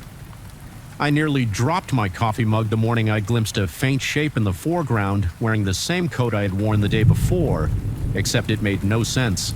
It matched the coat I was about to wear that day. A coat I had laid out on a chair but hadn't put on yet. My stomach knotted and a cold sweat dotted my forehead. I told myself I was imagining coincidences. I tried to ignore the painting for the rest of the day, staying out of the living room and convincing myself I just needed more sleep. Yet by evening I found myself drawn to it again like a helpless spectator, to a silent film that predicted my next move. The following night I saw something unmistakable. It portrayed me in my own kitchen, reaching into the top cupboard for a glass. The details were shockingly accurate. My hair, my posture, my expression of mild frustration. I recognized every nuance I could barely breathe. My mouth went dry and a clammy tension enveloped me. It was as if the painting had spied on me from some vantage point beyond normal perception. The next morning in a daze, I repeated the same action, opening the cupboard for a glass. My mind raced with jumbled panic. Replaying what I'd seen on the canvas was I genuinely living out the painting's premonitions? Or was the painting reflecting my life after it happened, and my memory was fooling me? Doubt gnawed at me, but deep down I knew these images were forming a day before they occurred in real life. My hands trembled whenever I approached the painting, and my heart thundered in my chest. Even the small squeaks of the floorboards under my feet seemed unnaturally loud. Each step a heavy reminder that something was profoundly wrong. The corridor in the painting grew more defined, the walls more textured. I could see patterns in the bricks and almost identify a faint glistening of water stains, as though it were a real place where dampness crept up from hidden leaks. But what shook me the most was the slow transformation in the center. It was less of a corridor and more of an opening now. Like the painting was developing a depth that couldn't be explained by simple perspective. Some nights I swore it was becoming a portal. At times I thought I could see faint movement behind the paint, like a presence pushing from the other side. I developed a habit of turning the painting to face the wall before I went to sleep, but by morning it was always angled differently, no matter how securely I left it. My skin would crawl with the realization that I was not alone, and I'd become hyper-aware of every creak and whisper in my apartment. A few weeks in the nightmares began. I would wake up gasping for air, my chest tight and a sheen of sweat covering my entire body. I had vivid dreams of a pale hand clawing at the canvas, scraping layers of paint as it tried to emerge into the real world. In these dreams, the corridor extended into a swirling darkness, and the hand would beckon me closer. I'd feel my pulse racing, terror flooding my veins, but my body would move against my will. I'd step closer until I was almost touching the surface, then I'd jerk awake. My heart hammering the darkness of my room felt alive, as if the painting's presence had seeped into the walls, turning my safe space into a cage for unseen eyes. I decided to seek out information about the artist. My anxiety had evolved into a frantic need for answers through a series of phone calls and meandering conversations, always couched as casual inquiries. I discovered that the artist had abruptly disappeared. Nobody could provide any concrete leads. Some believed he had traveled abroad. Others speculated he had gone mad and vanished into obscurity. Most admitted he was secretive. Prone to working late into the night, a gallery attendant offered one unnerving detail. The artist had once claimed he wasn't creating the painting, but rather discovering it as if uncovering something that already existed. Hearing this, I felt the hair on my arms prickled and a clammy sensation spread through me. My breathing grew shallow, and I realized I was gripping the phone so tightly my knuckles were white. Every night the painting seemed more warped, more alive. Its dimensions felt inconsistent, sometimes standing inches away. I sensed a cool draft on my face as though the corridor had an internal breeze. My mind started playing tricks. Or so I told myself. I would catch glimpses out of the corner of my eye of a hand coiled in the shadows on the canvas, only to find it gone. When I turned to look directly, I felt eyes on me. Even in other rooms, I could sense an unnatural presence emanating from that cursed thing. My muscles would tense involuntarily, and I found myself constantly turning corners with caution, half expecting something monstrous to be waiting in ambush. Then there were the nights of the full moon. During the first full moon after I brought the painting home, I woke up around 3 in the morning. The apartment was silent, yet I felt an indescribable dread that pressed down on my chest. Every nerve was on edge, as if my body was signaling imminent danger. When I forced myself out of bed and into the hallway, I saw the painting glowing faintly in the dark. There was no lamp on, no moonlight hitting it directly, yet it shimmered as if lit from within. My lungs felt constricted and the cold sweat was instantaneous. Soaking the back of my neck, I approached it. Each step more difficult than the last, I could hear my pulse throbbing in my ears. A dryness coated my tongue and my hands shook uncontrollably. That was the first time I saw the hand pushing through the surface of the canvas bulged as though the painting's texture had transformed into a pliable membrane. The pale, bony fingers tore at the air, gripping the edges of the painting in an attempt to pull itself out. No direct sound emerged, but I swore I felt vibrations, a low thrumming that reverberated in my chest like a muffled groan from somewhere far away. My entire body felt paralyzed by terror. I remember a single flicker of a thought run, but I couldn't. My feet rooted to the spot and my throat was too tight to even let out a gasp. Then just as suddenly the hand slipped back into the canvas, dissolving into the swirling darkness. Within the corridor, the painting returned to its usual flat form, though the corridor seemed to swirl with faint wisps of smoke that disappeared. Moments later, I stood there, heart pounding, a bead of sweat rolling down the side of my face. I didn't manage to sleep the rest of the night. Every subsequent full moon repeated this horror. Each time the hand grew more substantial and the edges of the canvas pulsed with an otherworldly glow. Sleep became impossible. The nights bled into days, each filled with a constant dread that gnawed at my sanity. My perception of reality started to fragment. I would jump at my own reflection, hallucinate faint shapes in my peripheral vision.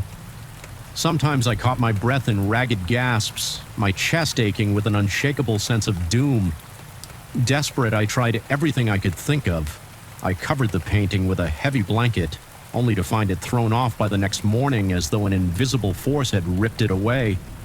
I even removed it from the wall and shoved it into a storage closet, barricading the door with furniture. Yet whenever a new day began, the painting was somehow back on the living room wall, perched as if it had never been moved. My heart would pound violently. Each time I discovered it there, I started to question if I was dreaming or if the painting possessed some unimaginable power to defy physical restraints. My reflection in the mirror seemed hollow. My eyes ringed with dark circles. I looked haunted, barely able to eat, forced to sip water to quell the dryness in my mouth, all while noticing my fingers tremble incessantly. I had fleeting thoughts of destroying the painting, but every time the idea crossed my mind, an overwhelming dread spiked through me, paralyzing me before I could follow through. It felt as though I was being manipulated by the presence within. I recalled rumors the painting wasn't just cursed, but in some way, living any attempt to damage it might open a door even wider. Maybe that was the point all along. It wanted me to try something rash to tear open the boundary completely. The visions on the canvas, continued scenes from my future daily life, kept appearing always.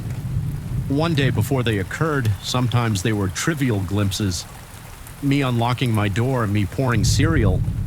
Other times they were more chilling. I saw myself frantically crawling across the floor away from something I couldn't quite see. And the next day something would spook me, maybe a fleeting shadow or a sudden noise, and I'd find myself crumpled on the floor in the same position. It was never a direct replay of a major incident, more like micro moments of horrifying déjà vu each time my breath would catch in my throat and my skin would break out in cold sweat one night after I had barely slept for days. I watched the painting shift before my eyes. The corridor had extending backward into swirling blackness. I sensed that if I kept staring, I might see the place that hand came from, a dimension not meant for human understanding. My chest tightened so painfully I thought my heart might burst. My breathing turned shallow and harsh. I had to force my eyes away, pressing them shut until stars formed behind my eyelids while my entire body trembled in primal fear as another full moon approached. I realized I could no longer endure the cycle of dread. My only recourse was to confront it directly, to face the painting in the fullness of its hideous power. The night of the full moon came. I braced myself in the living room, lights off, my pulse thrumming like a war drum. I stood just a few feet away from the canvas, my legs weak-slicked with cold perspiration.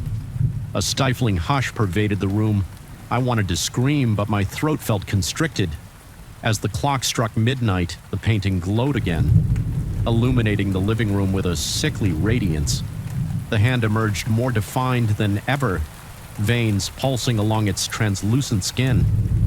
My instincts told me to retreat, yet I stood firm. Adrenaline coursing through me slowly, I reached out my fingertips, trembling uncontrollably. The air around the painting was ice-cold, burning my hand with its frigid intensity. The corridor on the canvas twisted, and the hand gripped the edge for an instant. I felt it brush my arm, cold as death, but undeniably alive. In that moment, a surge of clarity broke through my terror. I realized it wanted me to recoil, to open myself to deeper fear. Instead, with a final burst of desperate courage, I shut my eyes and shoved the painting face first into the wall. I heard a faint hiss, more psychic than physical, as if I had severed a direct link to that other realm. My heart pounded so violently I thought it might give out. I stood there, body trembling, sweat dripping from my forehead as the glow faded behind the canvas. The air felt heavy with an unseen force, but gradually it thinned, leaving behind an oppressive quiet. When I finally stepped back, I expected the painting to have reverted to its original state, or perhaps to display that same corridor, but it was pitch black empty, as if the paint had dissolved into darkness. For the next 3 nights, I remained vigilant. The painting didn't move from its face-down position. No hand emerged, no future scenes appeared. I barely slept, unsure if this was merely a temporary calm. On the 4th day, I flipped the canvas over. It was blank. Just a canvas surface with discolored patches where the original paint had been. Though I'm still gripped by occasional nightmares and unexplained chills, I believe I have severed that particular link. Yet part of me suspects the painting is not truly gone. Sometimes out of the corner of my eye, I glimpse an odd shape on the blank canvas, a faint swirl of color that disappears when I blink my heart. Never ceases its frenetic rhythm during these moments. I catch myself listening for the slightest sound, waiting for a distant hiss or the scrape of nails along the surface. Each night, the shadows in my apartment still feel alive, and the mere act of walking through the living room can make my pulse skyrocket. I don't know if I'm safe. There's no way to be certain, but I do know that the painting is no longer the same. It lies there stripped of its cursed image. Whether I merely suppressed whatever lived inside it, or whether it's waiting for the right time to return, I cannot say. A lingering dread follows me, a constant sense that my sanctuary has been compromised. I leave lights on now as if brightness alone can stave off the encroaching darkness. My nights remain restless, punctuated by flashes of that pale hand. I can feel it in my bones. This is not a clean escape, but a stalemate between the unknown and me that perhaps is the most haunting realization of all. That some doors once opened can never really be closed, and some horrors once unleashed remain forever on the edge of our vision, ready to lunge the moment we let our guard down. Story 7, I knew something was deeply wrong. The moment I set foot in that cramped apartment, the air felt thick as if every wall exhaled stale breath into the tiny living room. The overhead light flickered in faint intervals, casting jittery shadows on the peeling wallpaper. There was no sense of warmth or comfort, just an oppressive stillness that pressed down on my shoulders. In the first few seconds alone, I was certain I should never have signed the lease, but desperation had pushed me to ignore every red flag that was my first mistake. I write for a living. I'm not a best-selling author, but I managed to scrape by on short stories and the occasional magazine piece when I moved into this apartment. I was certain it would be just a temporary arrangement, a quiet place where I could finish a longer manuscript without the usual distractions. The rent was surprisingly low. The landlord said it was because the building was old and not well-maintained. I convinced myself I could handle some creaky floors, flaking paint, and questionable heating. If I had known what lay ahead, no bargain in the world would have convinced me to cross that threshold from the beginning. Something felt off. It wasn't just the old pipes or the outdated wiring. There was a perpetual feeling of being watched on my very first night. I was awakened by what sounded like slow, deliberate footsteps overhead. It seemed as though someone was pacing back and forth. I checked the time on my phone, 3:12 a.m. The landlord had told me that the unit above mine was vacant, so the footsteps made no sense. I told myself it must be the old building settling, but a chill settled in my spine that wouldn't go away. The next day, I tried to continue working on my manuscript. I remember writing a sentence about my protagonist's fear of the dark, something about flickering lights in a cold hallway. Then I heard it, a soft whisper rising from somewhere within the walls. It was almost indistinguishable from the faint whir of the heater, but I caught snippets of words that seemed to echo my own text. My ears strained to make sense of the hushed sounds, but they were gone in an instant, replaced by the normal hum of city traffic outside. I rubbed my tired eyes and assumed my overactive imagination was playing tricks on me. Over the following nights, the footsteps returned, but this time they had a purposeful rhythm, as if each step was part of some careful ritual. I tried to ignore them, burying myself in my work, though every hair on my neck stood on end. The building was old, I repeated to myself. Floorboards creaked, pipes groaned, and the wind could swirl in the strangest ways. Yet I couldn't shake the gut feeling that these sounds were deliberate and that they followed me from room to room. If I moved to the bedroom, the steps seemed to shift above that space. If I relocated to the living room, they circled that ceiling. Instead, then the whispers got bolder. No longer fleeting murmurs buried beneath the sound of traffic. They became distinct threads of phrases that coincided with the words I was typing when I tried to describe my protagonist's sense of loneliness. I heard a hoarse voice in the wall finishing the sentence for me, shocked. I stopped typing mid-sentence, and the whisper faded into silence as though it had never existed. My heart pounded so hard I could feel my pulse in my fingertips. Sweat beaded on my brow, and I found myself looking around the room expecting to see someone hidden behind the bookcases or crouched behind the couch. Nothing, no one. With every passing day, my anxiety skyrocketed.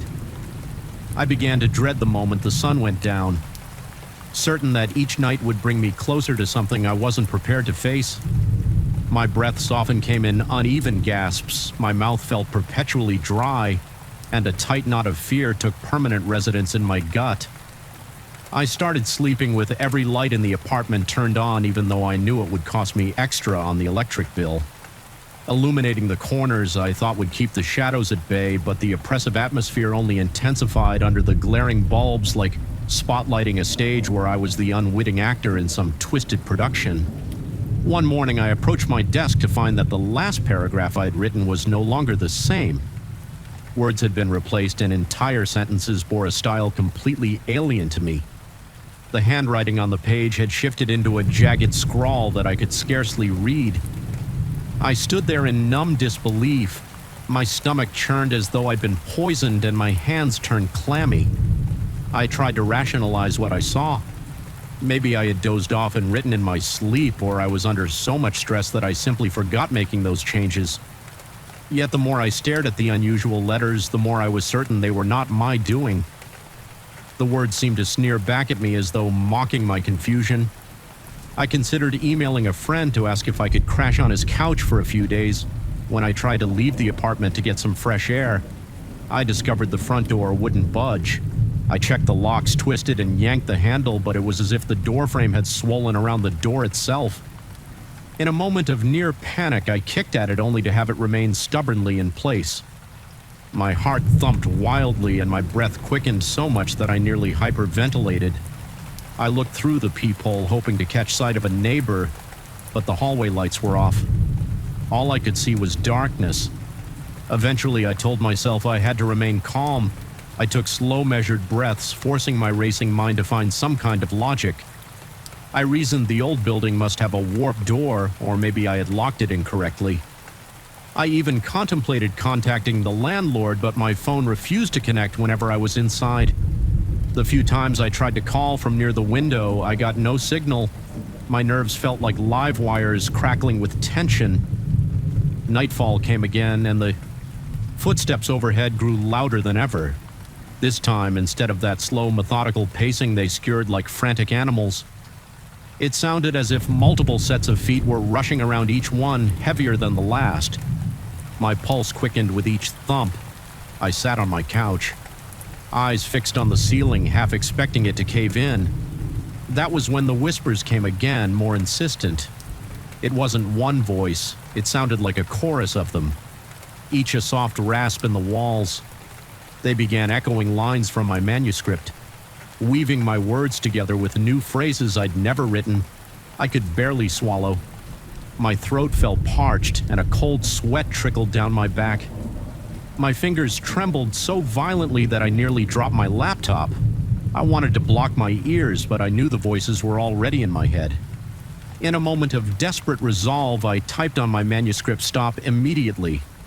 The whispers paused as if they had been waiting for me to say something. The silence was worse suffocating and absolute. My reflection in the laptop's dark screen showed wide, bloodshot eyes. I tried to write more, to purge my thoughts onto the page, in the hope that I could regain control of the narrative. Yet every sentence I added seemed to provoke an immediate reaction from the apartment, a faint scratching against the walls here, a rattling from the vents there. My own words were fueling the phenomenon. At some point, the overhead light began to flicker more violently than ever. The old bulb buzzed with each flash, intensifying the sense of claustrophobic dread. The shadows jumped around the walls in twisted shapes that seemed to flicker in corners. I couldn't quite see. My heart pounded like a drum in my chest, and a stabbing headache crept in behind my eyes. The fear was so overwhelming that I felt nauseated. One particularly ominous night, the pacing on the ceiling stopped abruptly. The hush that followed was more terrifying than the noise itself. My hearing became hypersensitive, and I could make out the sound of my own lungs laboring to suck in air. Then came the knocking, soft but deliberate, just above my bed. My entire body tensed. I stared at the ceiling as though it would reveal eyes looking back at me when the knocking repeated. I noticed that it fell into the exact rhythm of my heartbeat. It felt like whatever was up there wanted me to know it could sense my fear. The apartment began to feel smaller and smaller, as if the walls were closing in my mind. Kept drifting to the scrolled paragraphs in my manuscript, words I hadn't written. I started to wonder if the place itself was trying to write something through me. I had once read about authors who felt possessed by their stories, but this was different. This was intrusion violation. I rarely slept more than a few hours, and when I did, I had nightmares of the walls. Speaking in unison upon waking, I always discovered new lines added to my manuscript. Cryptic sentences about dark hallways and hidden watchers, scrolled in that same jagged handwriting whenever I tried to leave the door or refused to open. The windows were old, covered with rusted locks that wouldn't budge. No matter how hard I pried at them, I thought about calling for help. But who would hear me through those thick, suffocating walls? My phone's battery drained inexplicably fast, and the few text messages I managed to send were never answered. It was as if the world outside had forgotten I existed.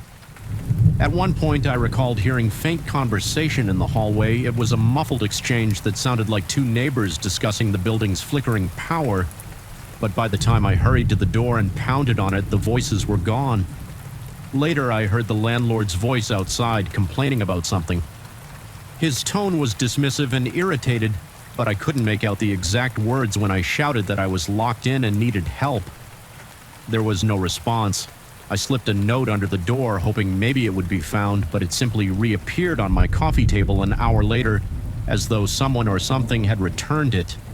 The note was crumpled and partially torn, my handwriting circled by that same unfamiliar scroll.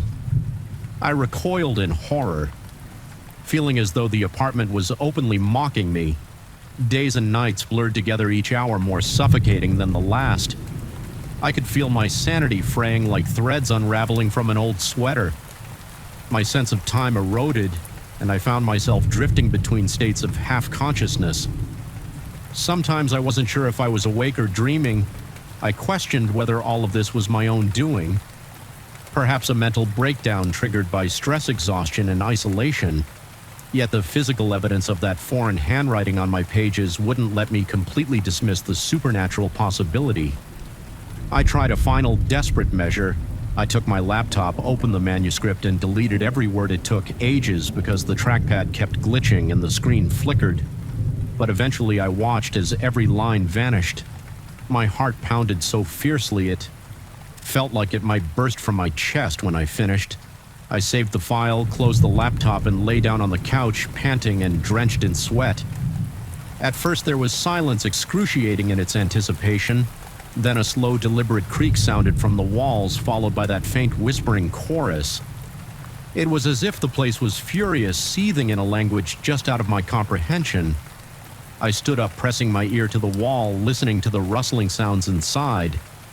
Then I felt a slight vibration under my palm, a pulsing that matched my racing heartbeat. Without warning, the lights flickered out completely, plunging me into darkness. I groped my way to the door, hoping perhaps it would open in the blackout. Miraculously, the knob turned. This time I stumbled into the hallway, adrenaline coursing through my veins. My legs trembled and I nearly collapsed from relief. The corridor was dim, lit only by a single, flickering emergency bulb. At the far end, I forced myself down the hallway, each step heavier than the last. My instincts told me to flee as far as I could, but I had to get to the stairwell. The building groaned as I moved, and the scuttling footsteps returned from above, chasing me with an urgency I could feel in my bones. My breath hitched in my throat, and every nerve screamed at me to run faster. The gloom pressed in from all sides. Finally, I found the door to the staircase and shoved it open. A rush of cold air hit me like a slap. The stairwell was empty, but it didn't feel safe. It felt cavernous, echoing my ragged breathing in a mocking chorus. I moved downward, flight after flight, gripping the handrail so tightly my knuckles ached. I kept expecting the stairs to crumble under me or for some figure to emerge from the shadows. But nothing stopped me by the time I reached the ground floor and burst out onto the street. My lungs were on fire. I felt dizzy, disoriented, half convinced that I was still trapped in some twisted hallucination. Outside, the night air was brisk and the sky was clouded over a few passers-by, cast me strange, concerned glances, but none approached. I stumbled a block away before leaning against a street lamp, clutching my chest as I tried to steady my breathing. Only then did it dawn on me that I had escaped. In the following days, I found another place to stay. I told a few people indirectly that I'd gone through a severe episode of stress in that old apartment. I avoided giving them any details, partly because I didn't want to relive it, and partly because I feared they would think I was out of my mind.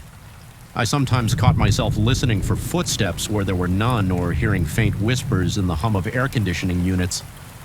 My manuscript remained unwritten. Any attempt to continue, it filled me with a creeping dread, as though the text itself was alive.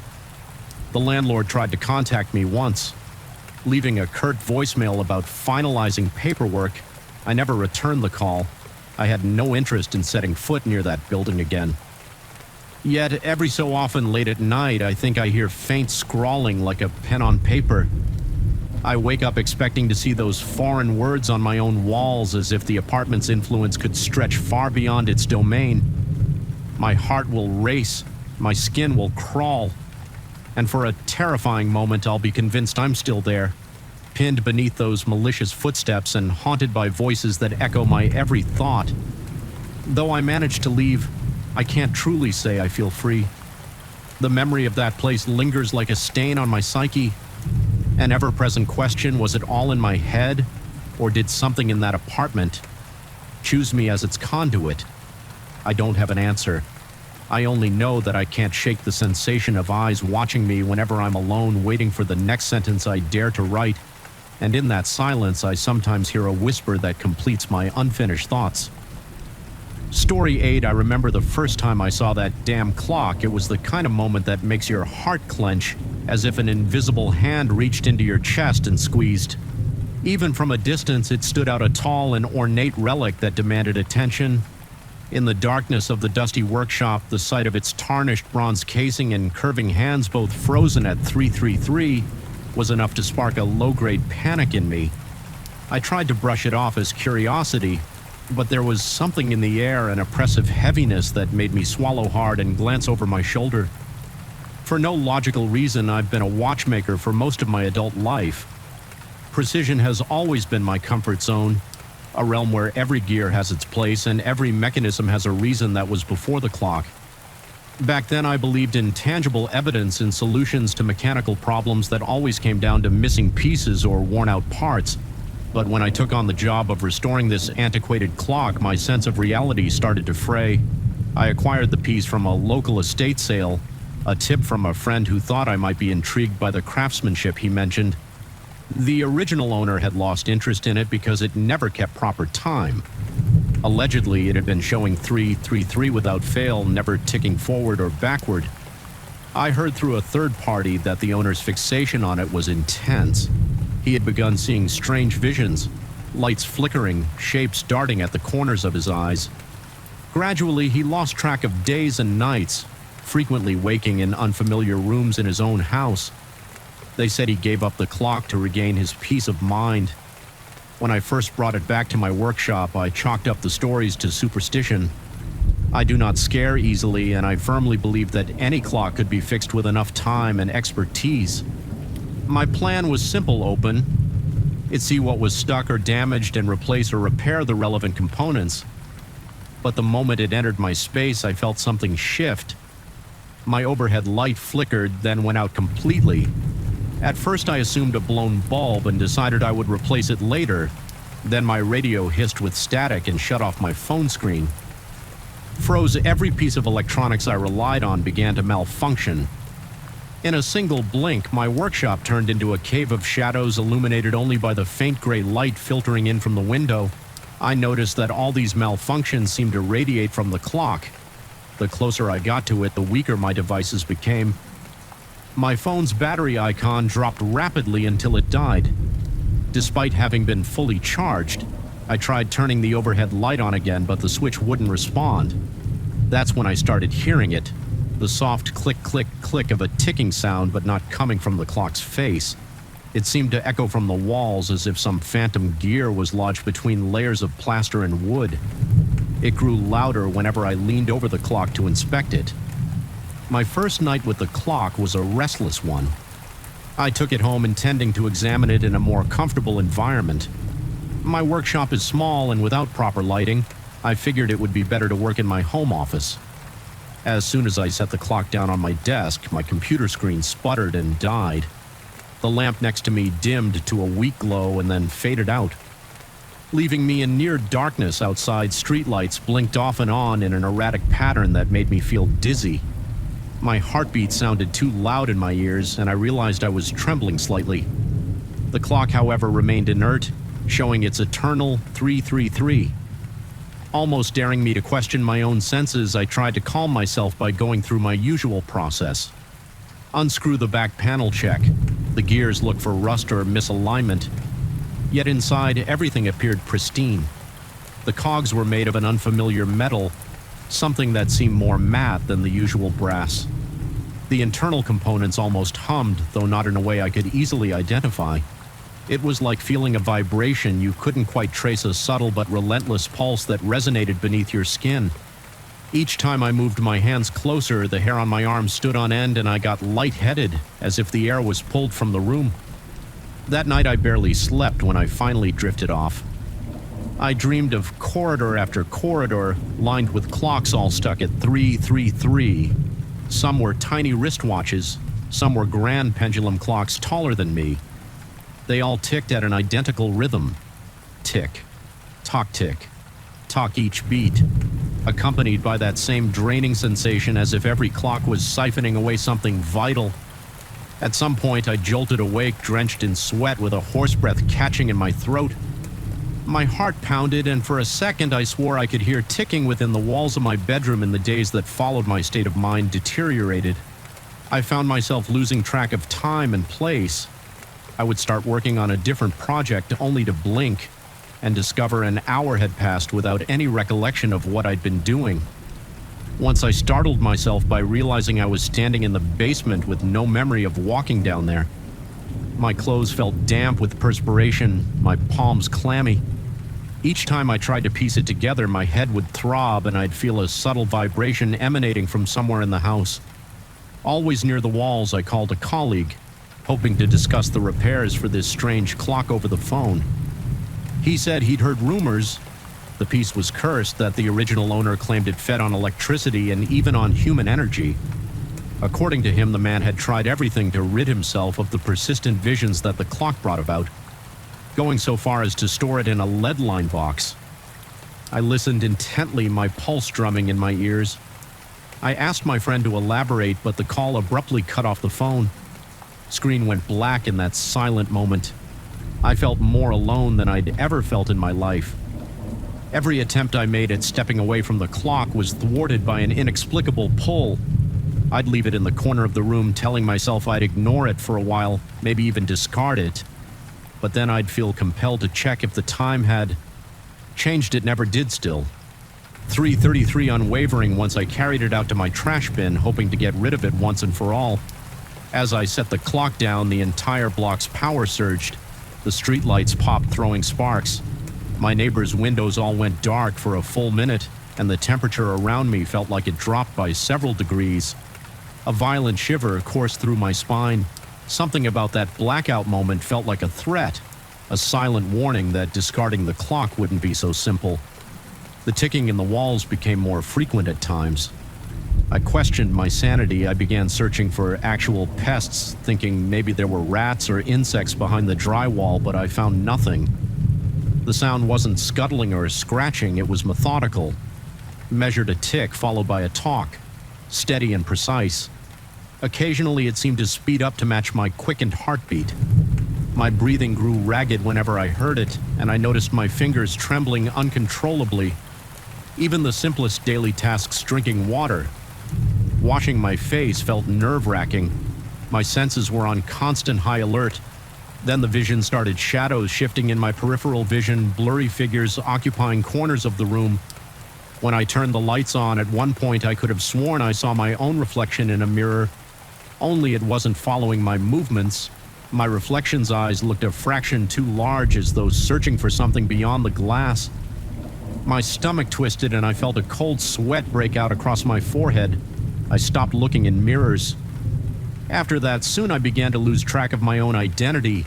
I'd wake up in the living room at odd hours with no memory of how I got there. My clothes felt stiff, as though I'd been wearing them for days. The gloom in the house felt stifling, as if the walls were closing in. I tried to recall my last conversation with a friend or a family member, but the details became fuzzy. My sense of self unraveled. More each day, replaced by a feeling that something else was guiding my actions. The nightmares grew more frequent and intense, always centering around that unchanging time. 3:33, I found an old journal tucked away inside the clock's interior compartment, hidden behind a false panel. Although much of it was illegible, I deciphered enough to realize it belonged to the original owner, the one who had parted with the clock. The pages spoke of sleepless nights and bizarre electrical failures. He wrote about hearing ticking sounds emanating from beneath the floorboards and behind the wallpaper, about the unsettling sense that the clock was watching him. With its unmoving hands, he spoke of losing himself, waking in places without recollection. I see my own face looking back at me in the dark. One line read, "But it's not me." His words echoed my own experiences so closely that my breath caught in my throat. My heart pounded so violently I worried it might give out the journal's final entry mentioned a revelation. He believed the clock was a conduit to something that thrived on energy, both electrical and human. He wrote that its power peaked at 3:33, a time that was neither fully night nor fully day, a liminal space where reality blurred. In the following days, the tension in my home became nearly unbearable. Lights refused to work, or if they did, they cast a weak, flickering glow that danced menacingly across every surface. My phone was rendered useless. Batteries drained the moment I tried to charge them. I sensed eyes on me from every angle, felt pricks of sensation on the back of my neck as though something hovered just out of sight. The ticking grew louder, and sometimes it overlapped with the pounding of my heart, creating a suffocating rhythm that left me gasping for breath. I stopped eating and lost weight, my cheeks becoming hollow. My reflection, if I ever caught a glimpse of it, looked gaunt and haunted with dark circles under wide, restless eyes. One evening I collapsed onto my couch, utterly exhausted. My chest felt tight, as though a band was constricting my lungs, and my throat was parched. I realized I hadn't had a sip of water in hours. In the silence, broken only by the distant hum of the clock, I started to drift off. Then came that ticking in the walls, louder and faster, as if beckoning me in that moment. I knew I had to confront the clock once and for all. I lugged the piece to my basement. Stumbling down the steps in near darkness, every muscle in my body felt weak and my head spun. I set it on my workbench, ignoring the dizziness that threatened to knock me over. I could sense it drawing power from every flickering bulb, and from my own trembling hands opening it again. I faced the internal mechanism that defied logic. I felt an almost electrical jolt course up my arms as I touched the cogs. The entire basement flickered in and out of darkness. My knees buckled, but I forced myself to remain upright in my mind. I repeated a mantra, insisting that I was in control. I was the watchmaker, the one who understood how gears aligned, how clockwork followed laws of motion. I refused to be undone by some archaic relic. I reached for a small hammer, intending to break the internal components the moment the hammer's metal head made contact. A surge of energy burst outward. It felt like a gale force wind roaring through my basement. The walls groaned, and the overhead bulb erupted in a shower of sparks. I shut my eyes, bracing for the worst, my heart thundering so loud I could almost taste the adrenaline on my tongue. When I opened my eyes again, I was lying on the basement floor, panting, my limbs heavy with fatigue. A faint glow from the single intact light bulb revealed the clock on the workbench, cracked open and silent at last. Its once vibrant hum was gone. My first instinct was to crawl over to it, half expecting it to unleash another bolt of energy. But it lay there, its components shattered and powerless. The time still read 3:33, frozen forever. But I no longer felt the malignant pulse coming from within. I slowly climbed to my feet, drenched in cold sweat. The basement was eerily quiet. No ticking in the walls, no buzzing overhead. My breath was ragged and my heartbeat echoed in my ears. But for the first time in weeks, I felt the oppressive weight lift just a little cautiously. I made my way upstairs. My phone on the table flickered back to life. The lights in the house glowed steadily. Despite the relief, an underlying terror remained coiled at the base of my spine. The experience had left a mark, a lingering sense that I had brushed against something I couldn't fully understand. Even now, I can't be certain I vanquished whatever haunted that clock sometimes late at night, I think. I hear a faint click, click, click echoing in the distance, but it could be my mind playing tricks on me. I've stowed the broken clock in a sealed crate in the far corner of my workshop, refusing to revisit it. Yet I'm still afraid that I'm only a breath away from waking up somewhere unfamiliar with no memory of how I got there. afraid that deep inside something of that clock remains in me in my home, in my pulse, and every so often my watch will lose a minute skipping straight to 3:33 for no apparent reason when it does. I feel my heart race and my skin prickle with goosebumps as though the clock is reminding me it's never truly gone.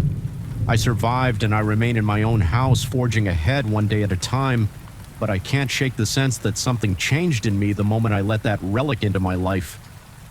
My nights are still plagued by odd dreams and fleeting visions in the corners of my eyes.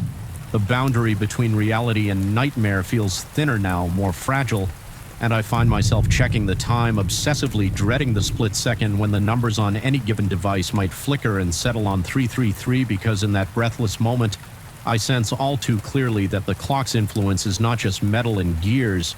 It's something intangible lurking at the edges of perception, feeding on every flicker of fear, and it's only waiting for the right moment to tick again, Dory 9. I first felt the chill in the hallway, the kind of cold that seeps into your marrow and makes your teeth clatter in the silence before I even realized the mansion's lights were too dim. I sensed something watching me from the corners. The very walls seemed to breathe, whispering an unspoken warning. Every time I passed the ancient portraits, my heart hammered in my chest with a jittery intensity, and I caught a faint scent of stagnant water in the air that made my stomach twist in unease. I tried to shake off that initial impression, reminding myself I had been hired as the caretaker here for a reason. No one else wanted the job, and I couldn't afford to be picky.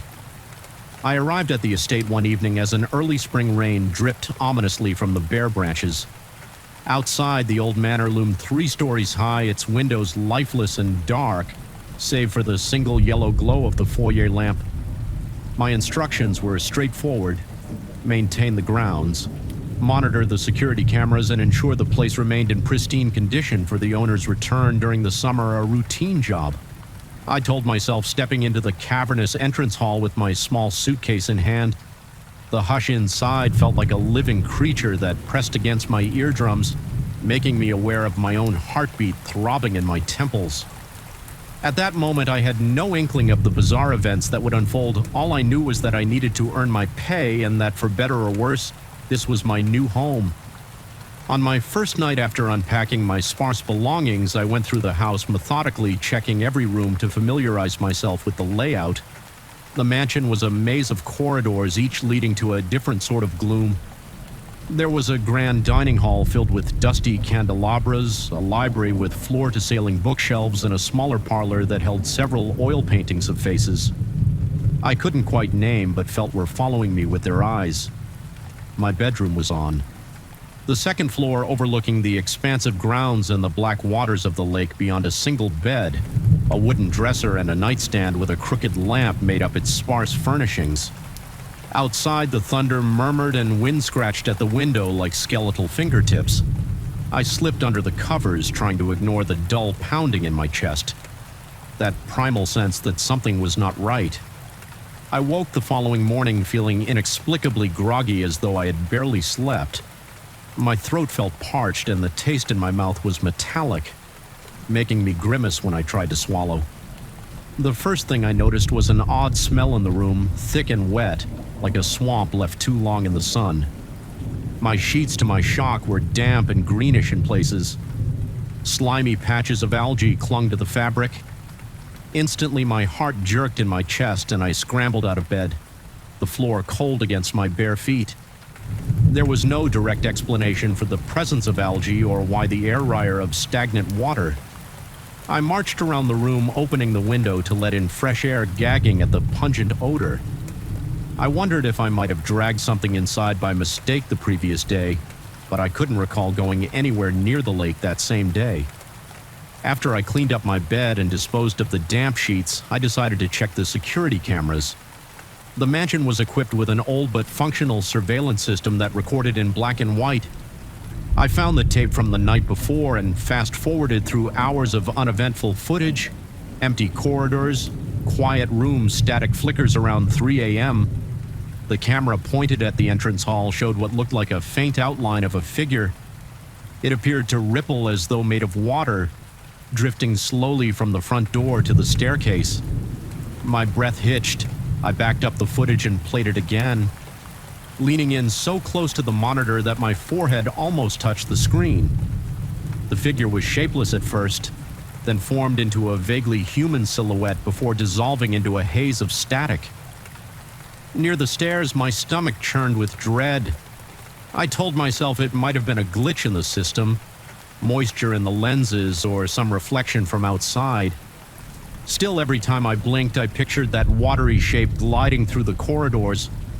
My pulse quickened to a drumbeat against my ribs, and for the rest of the day, I went about my tasks, dusting the library shelves, sweeping leaves off the patio while occasionally pausing to see if something lingered in my peripheral vision. The estate seemed quiet, but with a hush that felt anticipatory, as though waiting for the next disquing moment. That evening, I bathed in the mansion's large second-floor bathroom. Steam rose around me, and I tried to relax, letting the hot water soothe my frazzled nerves. When I turned off the shower, I noticed something scrolled across the mirror through the fog. 3 words etched into the condensation: "Do not stay." My throat clenched, and I reeled backwards so violently that I almost tripped on the bath mat. The letters were large, dripping with water that trickled down the glass as if alive. My breathing became ragged, and I felt the frantic pounding of my pulse in my neck. There was no question in my mind that I had not written it. Yet I stood there in shock, trying to rationalize perhaps the previous occupant had drawn something on the mirror, and the steam revealed it. Anew, but it looked fresh, as if a fingertip had just carved those letters. Moments ago, I wiped the mirror clean and pretended it was some leftover scribble, maybe a trick of condensation. Still, I slept fitfully that night, my heart racing every time I heard the faint creak of floorboards in the hallway around midnight. I was half awake when I heard a soft dripping sound, like someone stepping with wet feet right outside my bedroom door. My muscles froze every inch of me. Tensed under the covers, the dripping seemed to move, heading down the corridor, then faded away. The next morning, I found wet footprints leading from the direction of the lake up to the back entrance across the marble floor, and straight to the corridor outside my bedroom. I felt blood surge in my ears as I followed them, my pulse thrumming out a rapid, nervous beat. The footprints vanished by the time they reached the far end of the hallway, as though whatever created them had simply evaporated. Realizing that ignoring this was impossible, I checked every lock and window. Nothing was forced, no sign of a break-in. My mind started to wander to darker possibilities. Had I tracked them in my sleep? Was I sleepwalking down to the lake? I began second-guessing myself, replaying every step I'd taken since moving into the mansion. That sense of being watched intensified. Shadows and corners took on menacing shapes. Whenever I turned my head too quickly at times, I was sure I caught a glimpse of a watery reflection slithering past the threshold of a room. My throat was perpetually dry and my palms constantly sweaty. I was torn between wanting to confront whatever was lurking and wanting to barricade myself in my bedroom and pretend none of this was real. On the 3rd night, I forced myself to check the cameras again. My hands trembled as I pressed play at precisely 2:45 in the morning. The camera in the main corridor showed that nebulous figure materializing out of thin air, water dripping in slow trickles from its outline. It moved with a listless but purposeful glide. As if searching for something, it paused outside my room, standing unnaturally still, and faced the door. My body tensed just watching the footage. I could almost feel its gaze penetrating the wood and creeping over me while I slept. Then, as suddenly as it arrived, it turned and vanished off camera toward the stairs. I spent the rest of that day in a haze of fear, jumping at every minor sound. The old pipes clanked and groaned, the wind howled through cracks in the window frames, and somewhere in the house a slow drip echoed like a tiny heartbeat. Late in the afternoon, I went out to the lake for the first time, compelled by a macabre curiosity. The water was dark, covered with patches of algae. The surface looked almost oily, reflecting a distorted mirror image of the mansion. An oppressive quiet clung to the water's edge. Kneeling beside it, I noticed footprints similar in size to mine leading in and out of the murk. My hands shook and my breath caught in my chest at the realization that I might have been out there at night, or worse, that something else was crossing between the lake and the mansion. I couldn't let the confusion fester any longer. I placed a call to the estate's owner, hoping for some explanation over the phone. His tone sounded uncomfortable when I described the strange occurrences he told me indirectly about local rumors of an old tragedy involving the lake. Although he avoided any direct details, his few words offered no comfort, only reinforcing my sense of isolation. When I asked what I should do, he simply suggested remaining diligent and keeping the place secure. His hesitation implied he might know more than he was willing to share. That night, the tension in the house reached a suffocating peak. My breath felt heavy and my lungs ached as I gasped for air. Every hallway seemed darker than before, the overhead bulbs flickering as though struggling to stay lit. My heart thudded relentlessly and sweat broke out along my forehead. I decided I could no longer sleep in that bedroom, so I tried resting in a small sitting room. Instead, one with fewer windows and a single door that I could lock. The stench of swamp water clung to my clothes, even though I had showered twice, scrubbing until my skin turned raw. My nerves were so afraid that every rustle of wind against the mansion's eaves made me jolt as if an intruder had burst in. At around 1 in the morning, I snapped fully awake to a new sound, a slow scraping against the door like damp fingers trailing across the wood. It was rhythmic, almost patient. My blood turned to ice in my veins. The scraping stopped for a moment, replaced by silence. Then from somewhere behind the walls, I heard the muffled drip of water. I felt a sudden surge of claustrophobia. Every nerve screamed at me to run to flee the estate right then, but I also felt a perverse need to face whatever had invaded my sanctuary. So I edged toward the door, my skin crawling with goosebumps.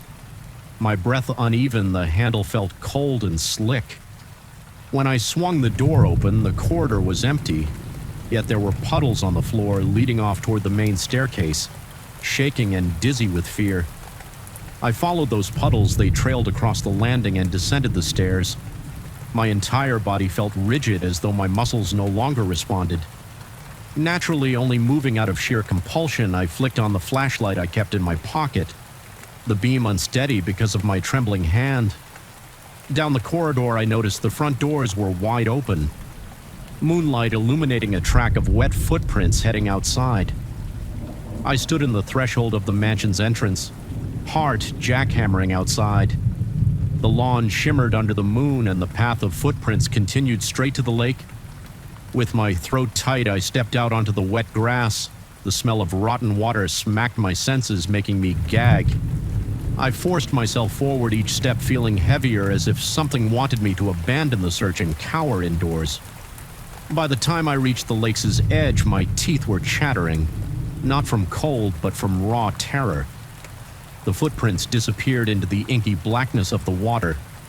My flashlight beam revealed tiny ripples, as though something had just slipped below the surface. I crouched down, shining the light into the water for a heartbeat. I saw my own reflection, drawn, pale eyes wild with panic. Then behind my mirrored image, I saw another face, ghostly and shifting like a half-formed visage. In the depths, it was gone in a blink, replaced by my reflection alone. My knees nearly buckled as a wave of nausea washed over me. I couldn't remain here, not with that presence lurking just out of sight. I backed away, stumbling on the slick grass. Panting heavily back inside the house, I slammed and locked the doors, though I knew locks were meaningless. If the entity could simply manifest, the rest of the night was a blur of adrenaline, my heart refusing to slow to a normal rhythm. I waited for dawn, pacing in the foyer with sweat trickling down my neck. Whenever I paused, I heard faint gurgling sounds like the echo of water swirling in distant pipes. My limbs trembled and my throat felt as if it had sandpaper in it. The smell of stagnant water seemed to cling to every corridor at first light. I made my decision. I could not stay in that mansion. Another night, I gathered my scant belongings, every muscle in my body still tense and on edge. My breath was shallow and I couldn't shake the dizzying sense of being watched as I left my room. For the final time, I caught sight of the bathroom mirror. Condensation from the morning's humidity had formed again, revealing a new message scrolled in dripping letters. Never leave the water. A suffocating dread seized my chest. I forced my feet to move without hesitation. I hurried down the main staircase, refusing to glance at the corners or the windows, afraid of seeing that shifting, watery form. One last time, the door groaned as I pushed it open, letting in a surge of fresh air that couldn't dispel the foul stench clinging to my clothes. I rushed outside, half expecting to see footsteps behind me, but the lawn looked as undisturbed as a graveyard. I flung my bags into my car and started the engine, my hands shaking so violently that I struggled to keep a grip on the wheel. As I drove away from the estate, I felt an inexplicable pressure in my ears, like the hush before a storm. My throat hurt, and I realized my mouth had gone impossibly dry. Every mile between me and that lake felt like a weight lifting from my shoulders, yet an unsettling worry gnawed at me, one that tightened my chest and made my pulse hammer away. Even in my rear-view mirror, I could almost imagine a ripple in the air, a distortion following me. The memory of the messages on the mirror, the slow drip of water in the corridors, and the algae in my bed clung to me like a slick film. Although I escaped those walls, the sense of something trailing me from the black water lingers. My paranoia remains long after I've left, and whenever I close my eyes, I see that face behind my reflection. The smell of stagnant water never fully washes away, and I find myself waking from nightmares soaked in sweat, convinced that wet footprints are outside my door once again. Even now, I'm not entirely sure what I experienced in that mansion. Perhaps I was simply teetering on the edge of my own sanity, and the silent corridors awakened a hidden fear in me. Or maybe something truly unnatural crawled up from the lake, searching for a home beyond the water's boundary. Whatever the truth, I can't forget the wet footprints and the scrolled warnings words that implied I had stumbled into something older and more malevolent than I could comprehend. Every time I catch a glimpse of myself in a mirror, I wait for a nebulous shape to appear behind me, silently reminding me of that final message we can try to leave, but sometimes the darkest parts of a place follow us, lurking like a shadow in still waters, waiting for the moment when our guard slips, our breath stutters, and our hearts pound with the realization that we have only just begun to see the horror that lies beneath the surface. Story 10. I still remember the first time I saw the chair. It was an unassuming piece of furniture with a high wooden back and worn armrests, but there was something vaguely unsettling about it. The dull finish seemed to absorb light rather than reflect it, and the faint smell of dust and something else, something acrid, hung in the air around it. Even the moment I placed my hand on the backrest, I felt an inexplicable chill run through my entire body, as if an invisible current had passed from the chair into my spine. That was my first warning, though I didn't realize it at the time.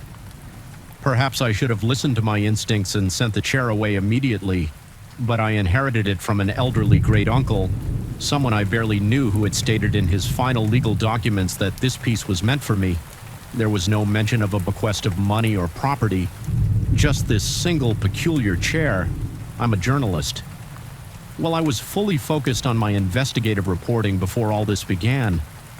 My life had never been glamorous, but it was stable.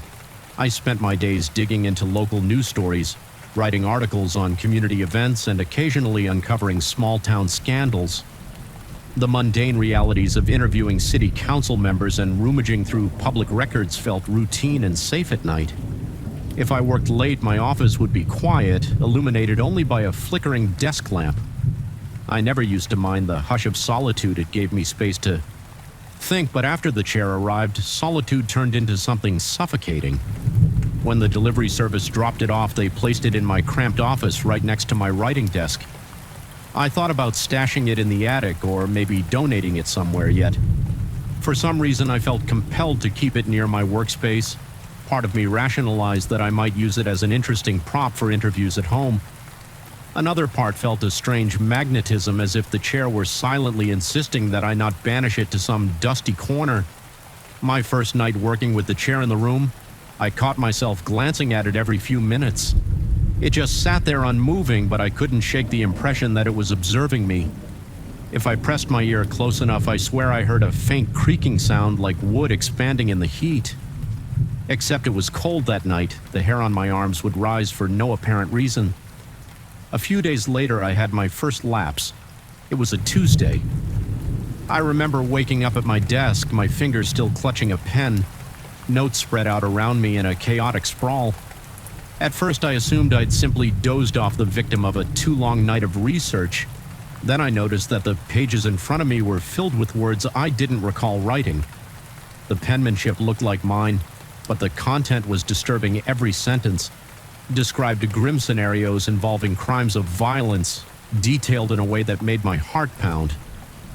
There was an uncanny familiarity in the style. It was as though my investigative instincts had fueled a piece of speculative writing, but so much darker and more vivid than any story I'd ever produced. I tried to brush it off. I told myself I must have had a nightmare and unconsciously scribbled down bizarre ideas. Journalists experience stress and occasionally dream about their stories, right? Except these details were too specific. Involving people I had never even heard of. It listed the times, locations, and methods of potential attacks. Nothing indicated a fatal outcome, but the viciousness implied sent a chill down my spine. I locked the pages in a drawer, telling myself I'd figure it out later. When I looked over at the chair, it seemed to loom larger than before, like it had somehow advanced toward me. Even though it hadn't moved an inch from then on, the incidents escalated. Some nights I'd stand to stretch, intending to grab a coffee, and my eyes would drift to the chair without realizing it. I'd sit down in it instead, and then I'd lose track of time. I'd snap back to consciousness. Hours later, ink staining my fingertips, more pages spread out before me. Sometimes I'd find them pinned to the walls as though I'd been analyzing a case. The more I read, the more nauseated I became. They detailed uncommitted crimes with a relentless grimness, battery, break-ins, kidnappings that never named minors but still horrifying in their potential cruelty. Each time I told myself these were just fantasies, perhaps the product of an overstressed mind. The sense of shame and confusion gnawed at me, and I shuddered whenever I remembered how my hands would feel stiff and achy afterward, like they'd been clenched around a pen for hours. Eventually, I tried to get rid of the chair. I contacted a local junk removal service, and they hauled it away, looking puzzled as to why I was discarding a perfectly sturdy antique. That same evening, as I returned home, I entered my office to find the chair placed neatly beside my desk again. The seat felt warm, as if someone had just been sitting in it. My pulse jackhammered in my chest. My breathing went shallow, and my skin broke out in goosebumps. I swore there was a faint indentation in the cushion, though the material should have sprung back instantly. Every nerve in my body roared with alarm, and I remember dropping my keys to the floor as I stood there, heart pounding so violently that a rush of blood surged to my temples. I double-checked the door locks, the windows, everything was secure. I had personally left the chair in the pickup truck hours before, and yet there it was, defying reason. Over the next few weeks, I repeated this process of disposal. More than once, I would pay a neighbor to haul it, or I'd drive out to the edge of town and leave it on the curb. No matter what I did, the chair would always be back in my office by the time I returned. The presence of it unhinged me. I slept fitfully, plagued by nightmares of scribbling in a frantic, possessed state on nights when I fought that overwhelming urge to sit in the chair. I could almost hear the wood scraping against the floor, beckoning me with a subtle push. I grew paranoid. I asked a colleague, an old friend who used to share a newsroom with me, if she had any ideas about cursed objects or hallucinations triggered by chronic stress. She seemed concerned for my well-being and suggested that I might need a break or possibly professional help.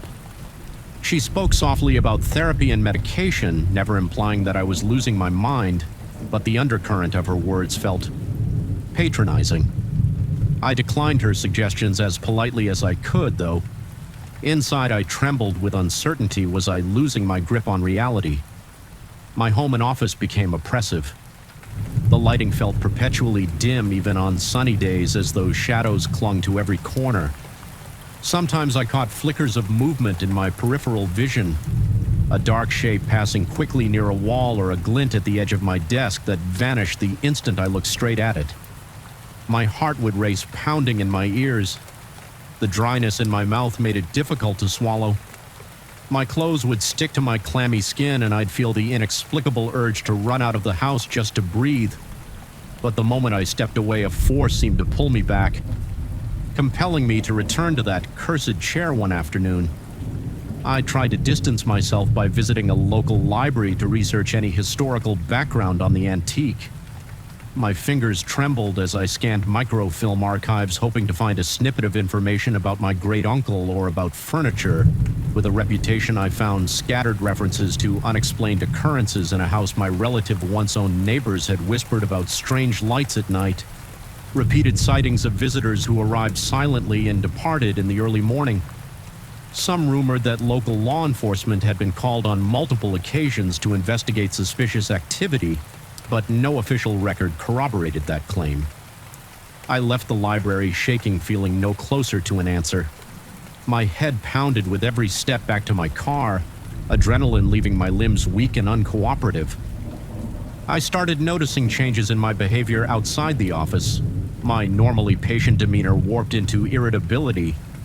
If I overheard a conversation about local incidents of vandalism or burglary, my stomach twisted in an uncomfortable mixture of fear and fascination. I'd feel an urge to ask for more details, as if drawn to the possibility that one of those crimes resembled what I'd written in my involuntary sessions. The worst part was that I began slipping into these blackouts not just at night but during the day as well.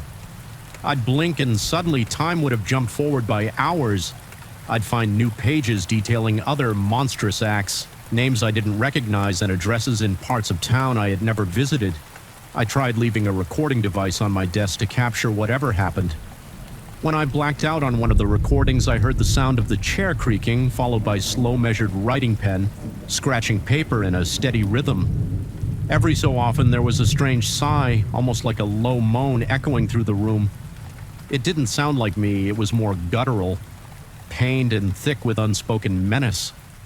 When I listened closely, I heard my own voice muttering phrases under its breath, narrating horrific acts in a cold, detached way. The revelation made my throat tighten in sheer panic. It felt as though a cold weight settled on my chest, making each breath a struggle. At one point, I tried speaking with a local historian. He admitted he'd heard rumors of a cursed heirloom circulating within certain families in the region. Something about a piece of furniture that compelled its owner to record the unspeakable. However, he refused to elaborate further. He looked away, shifting uncomfortably in his chair, and just mentioned that some doors once opened are better left alone. His abrupt dismissal left me both frustrated and terrified. It was the closest I had come to someone acknowledging that this might be more than just psychological torment. My physical health deteriorated. My hands began to shake at random intervals. Even when I wasn't holding a pen, my appetite vanished, replaced by annoying anxiety that churned in my stomach like acid sleep was impossible. Without medication, my dreams, when they came, were feverish kaleidoscopes of looming shapes and frantic scribbles across blank sheets of paper. I'd wake drenched in sweat. My muscles clenched as though I had been bracing for a disaster in my sleep. The next time I tried to discard the chair, I drove out to a remote stretch of road. I hurled it onto a pile of splintered debris and watched the battered wood reflect the headlights of my car.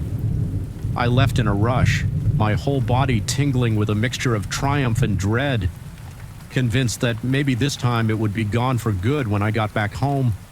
I forced myself to sit at my desk on a flimsy metal stool I'd borrowed from the garage, hoping to prove my independence from that cursed seat. My heart fluttered uncontrollably as I switched on the desk lamp for 2 hours. Nothing abnormal happened. I felt a cautious surge of optimism, thinking that maybe the chair was gone at last. Then I heard a faint scraping noise in the hallway, like the legs of furniture dragging across hardwood. The sound made the hairs on the back of my neck stand on end. My vision blurred with the force of my terror. I stepped into the hallway and found the chair leaning against the wall, its seat angled towards me. The entire corridor smelled of ozone, that electric tang in the air, as though a thunderstorm was about to rage indoors. My pulse hammered in my ears, my mouth went bone dry, and I could almost taste metal on my tongue. I tried to scream, but the only sound that emerged was a hoarse exhalation. In that moment, I came to a disturbing realization: the chair wasn't just haunting me, it was merging with some part of me. My blackouts became more frequent, and I developed an uncanny knowledge of events in town that hadn't even occurred yet. I found myself predicting break-ins or violent confrontations days before they happened. Details eerily close to the ones scrolled in those grim pages, yet no one died. There was always some abrupt end to the incident that left people shaken but alive. It was as though the chair was feeding me knowledge of something best left unknown, compelling me to piece it together in the darkest corner of my mind, unable to stand the oppression anymore. I decided on a final act of defiance. I barricaded myself in the office with a sledgehammer. My plan was straightforward: destroy the chair completely. I breathed in shaky gulps of air, sweat dripping down my forehead as I advanced. My heart pounded so hard that the sound of each beat echoed behind my ears. For a moment I hesitated, my palms slick with perspiration. I felt a nauseating pull, like the chair was beckoning me to sit to right. A wave of dizziness almost overtook me. Then I gathered what remained of my willpower and swung the sledgehammer with all my might. The wood cracked with a sickening crunch, splintering into ragged shards. I continued pounding until the seat was unrecognizable. The leg snapped in half. Every thud felt like a hollow victory, my arms shaking violently from the force. Exhausted, I sagged to the floor, staring at the pile of wood fragments and twisted nails, my breathing loud and ragged in the silent room. Something about the destruction left an electrical taste in the air. I felt a sudden rush of relief, as if the suffocating presence had finally lifted for the first time in weeks. I realized my thoughts were my own. My hands no longer trembled, my vision was clear, and an unexpected sense of calm washed over me. I hauled the ruins out piece by piece, discarding them in different trash bins around the neighborhood, determined that they'd never be put back together. The following week was the first time in months that I slept without hearing that insidious creaking or feeling that compulsion to write. My mind still raced with lingering paranoia. I jumped at small sounds in the night, and a flickering overhead light was enough to make my heart pick up speed. But there was hope. I even returned to my journalistic pursuits, albeit cautiously, always half expecting another slip into a blackout. It never came in the end. I moved my desk into a new room, repainted the walls, and brought in brighter lamps. There are still nights when I recall how it felt to lose control when my own hands moved against my will. Sometimes I wake up with my heart hammering, certain I've heard the scrape of wood on the floor or glimpsed a dark shape in the corner. But I remind myself that I took a sledgehammer to that chair, that it can't come back. I like to believe I'm free yet. A subtle dread remains, a quiet but insistent voice in my head, whispering that true evil rarely disappears so easily. It, besides its time, finds new vessels, new means, and though I haven't blacked out since, I can't help feeling that someday I might awaken to find a familiar shape waiting in the corner of my office. Even now, my heartbeat quickens at the mere thought. I don't know if the curse is truly broken or if it's just lying dormant, waiting for me to let down my guard. That gnawing uncertainty is its own special torment, a shadow that clings to me wherever I go, and so I keep the lights on, triple check the locks, and push myself to stay grounded in reality. If there's one thing I've learned, it's that no matter how much we strive to explain the world through reason and logic, there are cracks, small fissures that darkness seeps through. If you ever come across an old chair with a presence you can't explain, do what I couldn't do. Soon enough, run, throw it away, burn it, whatever it takes, because once it has a hold on you, shaking it off might demand a piece of your sanity you'll never fully reclaim. Story 11. I first noticed something was wrong. The evening I hauled that tarnished mirror up to my apartment, it was supposed to be the centerpiece of my new design project, an antique accent piece that would ground the rest of the decor. I had found it at a small estate sale, half buried beneath Mouth-Eaton drapes and dusty lamps. Even then, it felt out of place, as though the air around it were colder and denser than in the rest of the house at the time. I wrote off my unease to being overstressed from work. But as soon as I propped it against the wall, my heart thudded in my chest, and a faint ache settled behind my eyes. The reflection it cast was murky, making my living room seem darker than it was. A crawling sense of dread crept over my skin. I shrugged it off and convinced myself it was just the dirty glass. After all, the silver backing on antique mirrors often corrodes with age. I tried cleaning it, but no matter how hard I wiped the glass, refused to brighten completely. It always maintained a dull sheen as if it were swallowing the light around it. Something about that disturbed me far more than I cared to admit yet, because my design concept demanded a dramatic vintage piece. I let the mirror stay. That was my first mistake at night. Even with the lights off, the mirror seemed to absorb what little illumination there was. If the glow of the street lamp outside filtered through the window, the mirror's surface reflected an indistinct silhouette. I would stare at it for longer than I should have, trying to identify shapes in the gloom. Something twisted in the pit of my stomach. During these silent vigils, I felt as if the mirror was staring back. Some days later, I woke up groggy and disoriented. I could have sworn that I heard a soft shuffling sound in the living room. My skin prickled. I lay still in bed listening for any other noises, but everything was quiet. My heart was hammering and I noticed a sheen of sweat had broken out across my forehead. I almost told myself it was a dream. Then as I rose and caught a glimpse of myself in the bedroom mirror, my normal, functional mirror, I noticed two faint lines on my shoulder that looked like creases. They were red as if pressed into the skin by fabric. I found that odd, but assumed I had slept on a wrinkled sheet. Shrugging, I brushed it off. It wasn't until later that morning, after I'd made coffee and settled into my couch, that I saw my reflection in the antique mirror. I couldn't put my finger on it immediately, but something was off. My reflection seemed delayed when I tilted my head to sip my coffee. The mirrored version was just a fraction of a second behind. At first I thought it was my imagination or some optical quirk of the aged glass. I even waved an arm experimentally, chuckling nervously as my reflection followed just a breath slower than it should have. I tried to remain calm, telling myself that old mirrors sometimes had imperfections in the glass, causing strange visual effects still. I couldn't quell the flutter of fear in my chest. Over the following week, those slight delays became more pronounced. Each day my reflection would lag behind a bit more. My breathing would grow shallow whenever I passed by, and if I lingered too long, I would feel a tingling sensation along my arms and the back of my neck, as though something unseen was brushing against my skin one night when I stood in front of the mirror for a final glance before bed. I realized my reflection was smiling faintly, even though my own lips were flat. My stomach turned to ice and a tremor shot through my body.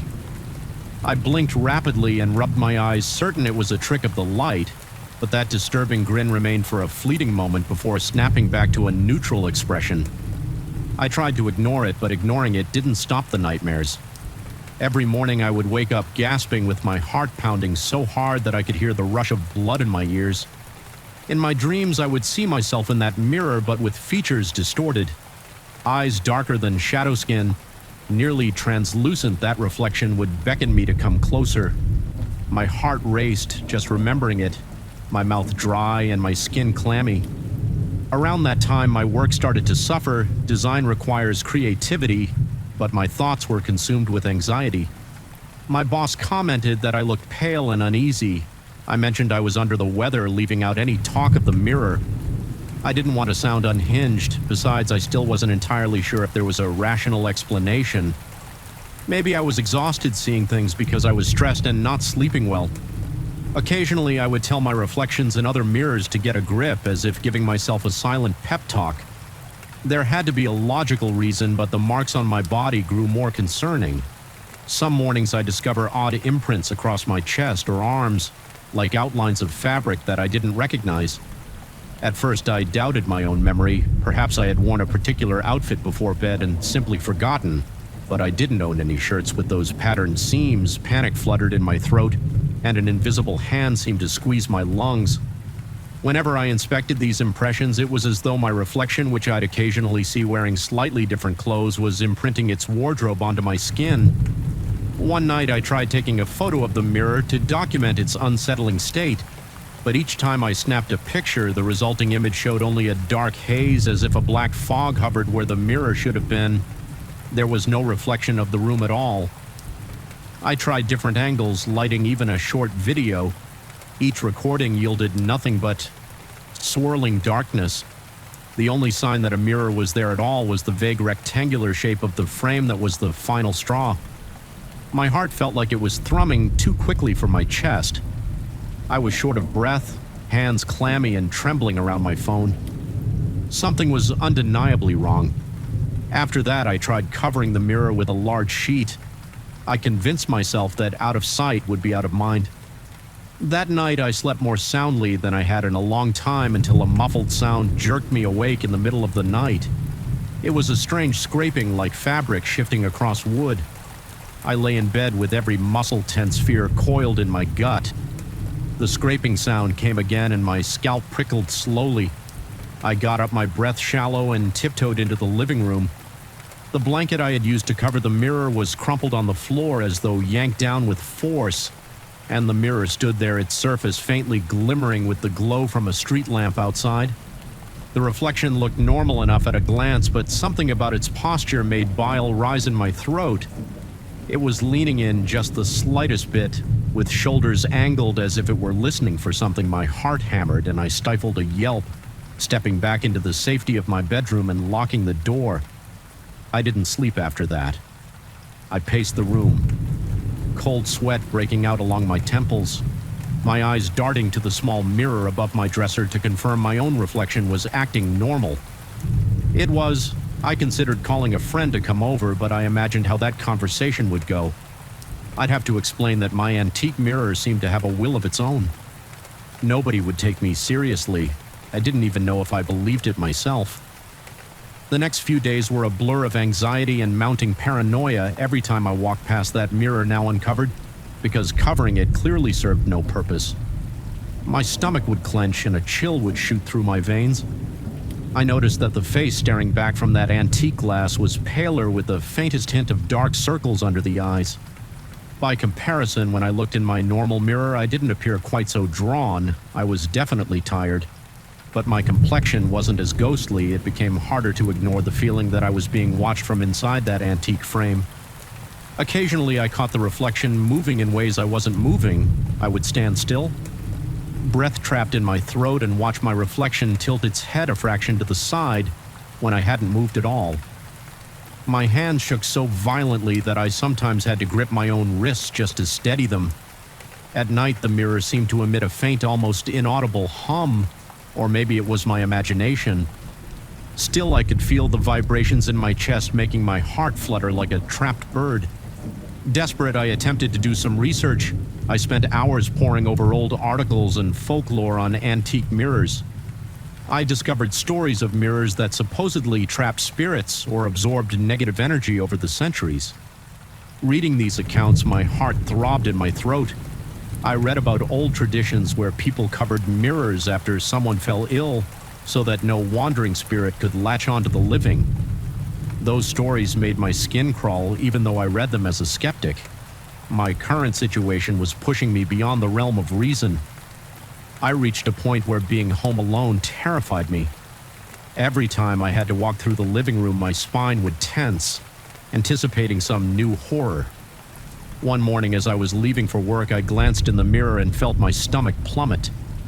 My reflection's eyes were almost black, the whites just barely visible. That same unsettling smile flickered across its lips as if mocking me. My hand flew to my mouth, stifling a cry. Even though I had no intention of speaking to it directly, I found myself mumbling under my breath that I wasn't afraid. Of course, the wild beating of my heart and the sweat forming at my temples betrayed me. I left the apartment feeling like I might vomit from sheer tension that entire day. I couldn't focus. My boss asked me if everything was okay. Noticing my pale complexion and jittery demeanor, I nodded hastily, assured him it was just a passing bug, but inside I felt a crushing sense of foreboding. My own reflection was out to get me, or at the very least was interfering with my sense of reality in a way that made me question my sanity. When I closed my eyes, I saw that twisted half-smile and my pulse raced uncontrollably. Returning home that night, I turned on all the lights immediately. The living room was painfully bright, as though I were trying to keep the darkness at bay by force. The mirror still swallowed enough light to look dim and lifeless. Exhaustion clung to my bones, yet I couldn't bring myself to go to sleep instead. I paced the apartment, trembling from both fear and frustration. It struck me that I needed to confront the mirror in some way, or rid myself of it, but I couldn't just throw it away. Something in me felt that if I put it out on the street, that ominous presence would still follow me, that or someone else would bring it into their home. I also worried that if I simply smashed it, I might unleash something worse. I made a choice. I would try to banish it. In a sense, that night I set up a small table beside the mirror and lit a plain white candle. I'd read somewhere that mirrors and flames have a unique relationship. Something about the flicker of light can disrupt negative energies. Perhaps it was just a superstition, but I was desperate enough to try anything. As I stood in front of the mirror, candlelight dancing on its surface, my heartbeat roared in my ears. The reflection stared back, but its eyes were so dark they might as well have been pits. I felt a cold sweat break out along my back. My stomach clenched painfully when I realized the reflection's lips were moving slightly. My own lips were pressed into a trembling line. Yet in that flickering glow, I saw my reflection forming words, though I heard no sound. My chest felt tight and goosebumps exploded across my arms. I stumbled backward, nearly knocking over the candle, trying to steady myself. I felt the raw terror surfacing like someone had poured ice-cold water down my spine. I could see the reflection leaning closer. A wave of revulsion and panic rippled through me, and I couldn't bring myself to watch any longer. With a surge of adrenaline, I grabbed a thick blanket, flung it over the mirror, and dragged it out of my apartment down the steps to the basement storage area. My hand shook so violently that I nearly dropped it on the way. My breathing was ragged and my vision blurred with anxiety. Once I had it in the basement, I shoved it into a corner behind shelves of old paint cans and tools. My heart still pounded like a jackhammer. A part of me expected the reflection to leap from beneath the blanket. Every creak of the building made me jump, and I could almost swear I heard faint laughter under my own labored breathing. I forced myself to leave it there and return to my apartment chest, heaving with a combination of dread and relief. I slept fitfully that night, but I did sleep in the morning. I woke up feeling slightly better until I saw fresh red marks on my arms. They wrapped around my biceps like tight sleeves, matching the rolled-up cuffs I had last seen the reflection wearing. My breathing turned shallow and my heart slammed painfully against my ribs. It felt like a warning, as if the mirror had left its mark on me. Even from the basement, my reflection in my regular bedroom mirror still looked tired and shaken, but at least it wasn't out of sync, rather than let my panic consume me. I forced myself to get ready. My ears were buzzing with anxiety as I brewed coffee, and every shadow made me jump. But the day passed and nothing else happened the next day. No new marks appeared. Slowly, I began to relax, though the tension never left completely. I decided that maybe the distance had lessened the mirror's hold on me. Finally, about a week later, I mustered the courage to peek into the basement. The blanket was still in place. No obvious signs that it had been disturbed. I stood there for a moment, feeling an uneasy presence lingering in the stale air. My stomach twisted in knots, but I felt a strange sense of triumph. Perhaps I had contained it, or at least put enough space between us that it couldn't affect me anymore. To this day, I haven't tried to remove the mirror from that spot. Every so often, a chill creeps over me when I think about what might be happening beneath that blanket. The building's basement has an eerie hum, and I occasionally hear quiet scraping noises that make me freeze in place. But I haven't touched the mirror again, and I refuse to check my phone down there for fear of seeing that swirling darkness through my camera lens. Sometimes late at night, I still feel something brushing against my skin, a fleeting echo of the reflection's grin. Maybe my heart will race out of nowhere and I'll find myself listening for subtle sounds in the walls, but I've managed to avoid further direct encounters. I can't say I'm free of it, but I've learned to live around it. My design work has improved a bit since I no longer stare into those dark eyes. Before bed, I still wake up with bruises or odd marks from time to time, but they're less frequent and they fade quickly.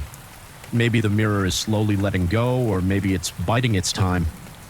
Either way, I'd rather not find out. I've told myself that I will move apartments soon.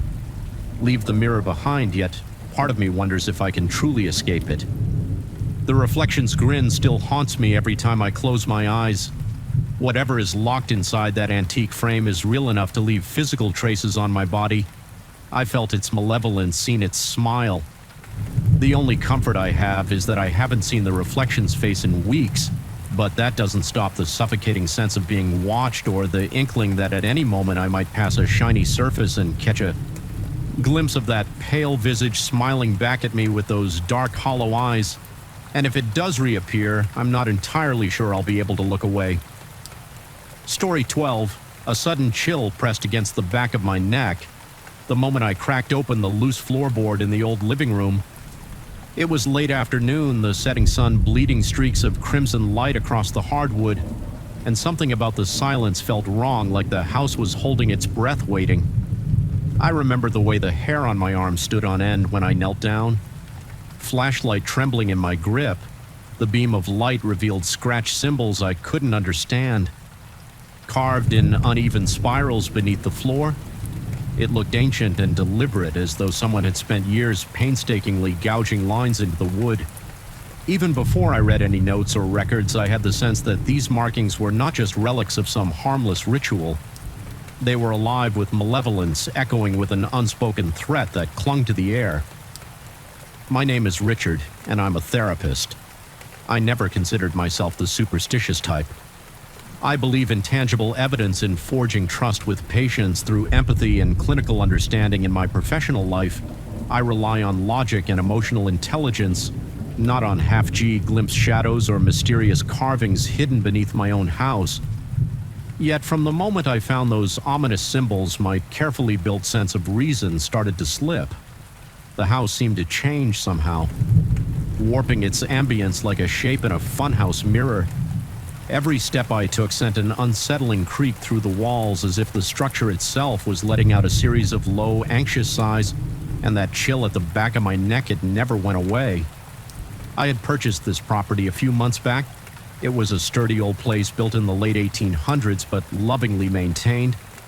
Or so I thought. My plan was to convert one of the larger rooms into a home office for my therapy sessions, bringing clients into an environment that felt warm and comforting. It was the kind of place with wide windows, creaking floorboards, and a long history that at first glance seemed quaint, but gradually small things began to feel off. The atmosphere turned stifling, like the air was laden with a subtle tension that pricked at my patience. I found myself losing my temper over trivial matters. If I stubbed my toe on a chair or misplaced my keys, a surge of disproportionate anger would flare within me. It made no sense. I'm usually calm even under stress. Then I started to notice objects shifting locations. It was always minor at first, the mug on my desk ending up on a shelf, without my recollection, or a pen rolling off into a corner as if nudged by an unseen hand. I told a colleague about these incidents in passing, indirectly conveying my concern that the house might be playing tricks on me. He suggested I might be overworked, that maybe I was unconsciously moving objects under stress. But something in my gut told me this was more than exhaustion. There was a presence in the house, a quiet watchfulness that made my every footstep feel like an intrusion.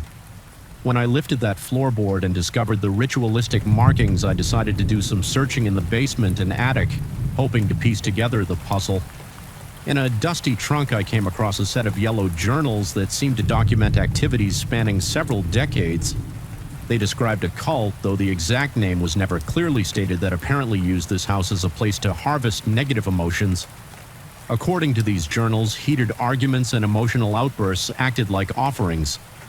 The more anger, fear, and despair that filled the rooms, the more powerful something beneath the house became. Reading those words made my heart thump so hard I thought it might punch straight through my ribcage. A deep primal dread coiled in my stomach, as though I'd opened a forbidden door. I remember sifting through pages of shaky handwriting that recounted bizarre rituals the authors wrote of chanting in the dead of night, encouraging conflict among residents and storing that energy in hidden vessels marked with cryptic symbols. One passage mentioned that these harvests had to be refreshed continually, otherwise the entity or whatever it was would turn on the cult members themselves. My breathing grew ragged as I took in those lines, feeling a knot of anxiety tighten in my chest.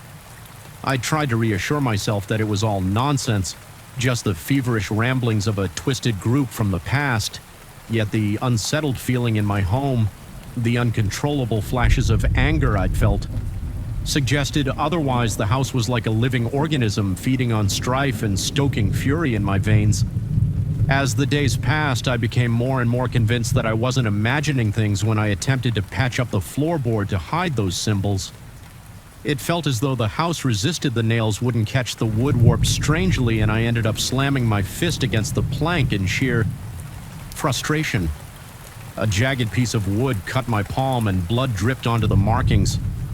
In that moment, I felt a pulse beneath my feet as if the floor itself trembled with anticipation. My anger flared into a red-hot rage. I lashed out at the wall, cursing the house under my breath, then, as swiftly as it came, the fury subsided, replaced by a confusion so profound I sank to my knees shaking. I tried to keep a professional mindset despite these unnerving occurrences, especially since my clients were scheduled to visit. I even set up a small recording device in my new office to review my therapy sessions. Later, hoping that listening to them might ground me on the first day I used it. A subtle but unsettling pattern appeared whenever a client expressed frustration or grief. There was a faint static in the audio on reviewing the recordings.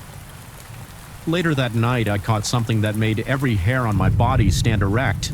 During moments of heightened emotional distress, faint, distorted laughter trickled through the speakers. It didn't sound like normal laughter either. It had a wet, guttural edge. My jaw clenched so tight I felt my nerves grind. I found myself unable to sleep, heart-pounding as I replayed those snippets over and over, trying to find a rational explanation. The tension in the house kept escalating, and so did my own irritability. I found myself snapping at acquaintances over innocuous remarks, feeling an anger that was far beyond my normal range. The walls seemed to groan more frequently, pipes rattled in the dead of night, doors would kick open on their own, and cold drafts wound through the halls. More disturbing was the growing sense that I was being observed several times. I thought I saw a flicker of movement in my peripheral vision shadows that dashed away. The moment I turned my head, the floor would let out a single, isolated creak behind me. Even when I was standing still more than once, I looked in the mirror and caught an expression on my face. I didn't recognize some unsettling blend of fury and desperation, no matter how much I tried to maintain my composure. The oppressive energy in the house weighed on my chest like a millstone. I slept only a few hours each night, jolting awake with a gasp and a cold film of sweat on my forehead. My heart hammered at odd times, an inexplicable panic stirring as if my body were anticipating an unseen threat. The tension in my shoulders turned into constant aches, and I began to dread. Simply returning home at the end of the day, I would loiter in my car, inhaling shallow breaths, mustering the courage to walk through the front door. Some nights, the house arranged accidents that felt more orchestrated than random. A frying pan slid off the stove just as I reached for it, nearly scalding my arm. A framed painting in the hall dropped right in front of me, glass shattering at my feet. Each time I felt a weird surge of adrenaline accompanied by an almost gleeful sense of menace in the air. It was like the house wanted to provoke me, to make me lash out in fear or anger. Every angry outburst I emitted reverberated through the room, swallowed up by the house like a starving beast devouring a morsel. Desperate for answers, I dug deeper into the journals, rummaging through scattered notes and sketches. My eyes caught on an old newspaper clipping tucked between the pages. The article described a series of mysterious disruptions in the neighborhood. Bizarre episodes of aggression and conflict dating back half a century. Neighbors reported hearing loud arguments echoing from these walls, sometimes culminating in violent rifts between friends and family members. Though the article was vague on details, it hinted that the house had a long history of fostering hostility. There were references to local rumors that once you stepped inside, your darkest impulses were magnified. Reading that, I began to question my own sanity. Was I truly experiencing something supernatural? Or was it my own emotional baggage manifesting in a crumbling house? I felt the sting of shame thinking about how a trained therapist could be undone by invisible influences, yet the mounting evidence was impossible to ignore. Late one night, I recorded an impromptu session with myself, speaking into the device as though I were my own patient. My voice shook on playback, and again that alien laughter formed in the background. It felt like a violation, as if something was mocking my vulnerability. What rattled me most was the sense that the house thrived on my confusion. The more uncertain and afraid I became, the heavier the atmosphere grew, pressing in around me like suffocating hands. I tried clearing the negative energy by rearranging furniture, lighting calming scents, playing soothing music. Anything to shift the tension, but these efforts felt like a feeble attempt to fight a hurricane with a candle flame. One evening, I slammed my fist on the kitchen table in frustration. The lights flickered and a thick hush enveloped the house. My pulse sped up a bolt of dread, jolting through me then from somewhere deep within the walls. I swear I heard that guttural laughter again, quiet yet filled with triumph. It was then I realized that escape might be my only option, but a stubborn sense of responsibility kept me rooted. This was my home, my place of practice. I had poured so many resources into it already. I wrestled with the decision for days, pacing the corridors with sweat beading on my brow, unsettled by fleeting reflections in the windows. Eventually, I decided I had to confront this entity or whatever remained of the cult's influence. Head on, I resolved to remove the floorboards in the living room, entirely revealing the carved symbols in full, then document them. I hoped that facing the runes might lift the power they held late one afternoon. I pulled out my tools and forced myself to remove every last board. My palms were slick with sweat, and my heartbeat thundered in my ears. With each plank yanked away, I felt the house shudder as though in protest. After hours of labor, the final section of the markings lay exposed, intricate, spiraling designs that made my vision swim. An oppressive silence surrounded me, and I felt cold air rush against my face as if an invisible door had opened my mind. Conjured the disturbing thought that perhaps I was releasing something rather than banishing it. My breath caught in my throat as I spotted a small wooden box nestled among the beams inside it. I found old scraps of parchment and a broken stone figurine. Unreadable script wound across the parchment in a language I didn't recognize. The figurine was shaped vaguely like a crouching creature, its face twisted into an expression of rapturous glee. The second I touched it, a jolt shot up my arm and an overwhelming dizziness crashed over me. My knees buckled, I collapsed onto the floor, panting as if I had run a marathon, every muscle shaking uncontrollably, but I forced myself to stand. My entire body quivered, and my lungs felt as though they were filled with ice water. I reached for the broken figurine, gripping it tightly.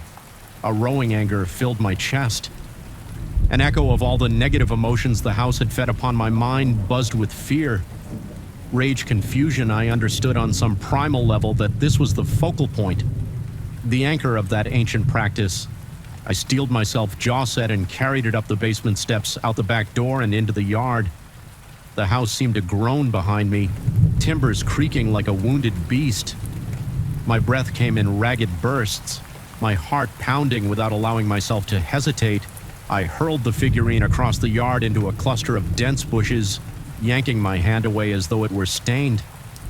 In that instant, a faint wind gust rattled the windows. I shivered, goosebumps trailing up my arms.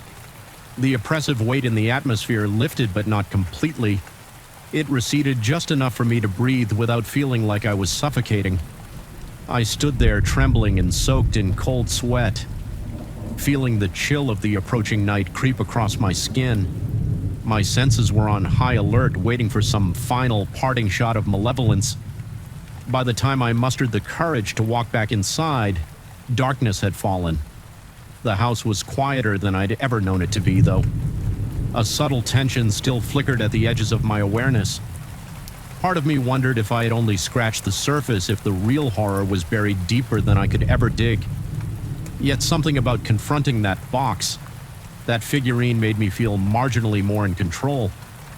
I still caught a few flickers in the corner of my eye, and I had a nagging suspicion the floor might never truly be free of those carvings. Even so, I refused to let the house dominate me any longer. I slept fitfully that night, plagued by half-formed nightmares of twisted laughter and creeping silhouettes. But I woke up with a fresh determination. Over the next days, the house felt different, still uneasy, still brimming with potential conflict, but somehow less aggressive. My anger no longer surged so violently. Items stayed more or less where I put them. The pipes rattled occasionally, yet the oppressive sense of being watched had lessened. A lingering disc remains a subtle electricity in the air that sets my nerves on edge. I don't think I'll ever feel fully at ease in these rooms knowing what has transpired here, aware of how easily one can lose control under the influence of something so intangible yet potent. The journals, the carvings, the sinister laughter captured on my tapes. They've opened a chasm in my mind. Sometimes I suspect the house is just waiting for the right trigger to stir its appetite again. Even on calmer days, I catch glimpses of movement in the reflections of glass or hear faint giggles in the static of my recordings. I've learned the hard way that some places are not merely dwellings, they are entities that can shape your emotions and unravel your sanity. Though I remain uncertain whether I can truly banish whatever still lingers here, I've chosen to stay for now. In a way, it's become a test of my own will. I continue my therapy practice, reminding myself to be vigilant. I keep my voice recorder running during sessions, checking for that haunting laugh. Mostly, the tapes are silent now, filled only with the usual talk of life's sorrows and struggles. Yet every so often there's a faint static, a distant echo.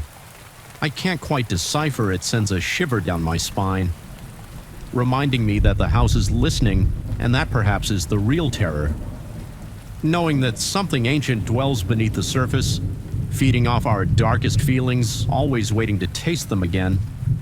Even if I manage to hold on to my composure and remain vigilant, the house breathes around me an unceasing presence that thrives on tension and fear.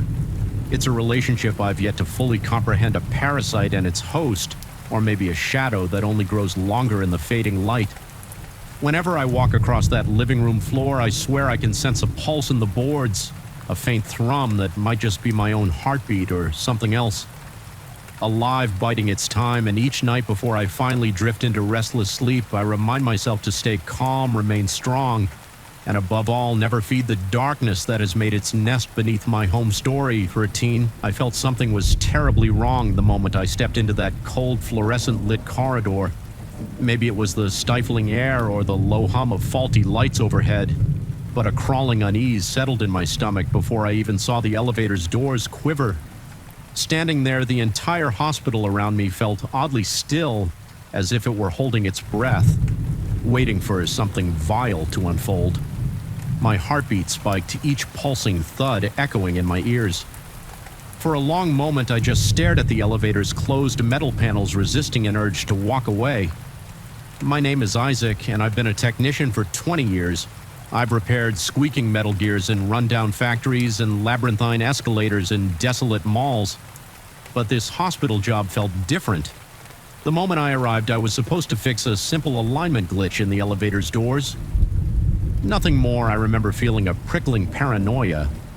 As soon as I took my first step into that hallway, it was the hush in the air, the sensation of unseen eyes trailing my every move, and the quiet tension that vibrated off the walls like an unsettled presence coiling around me.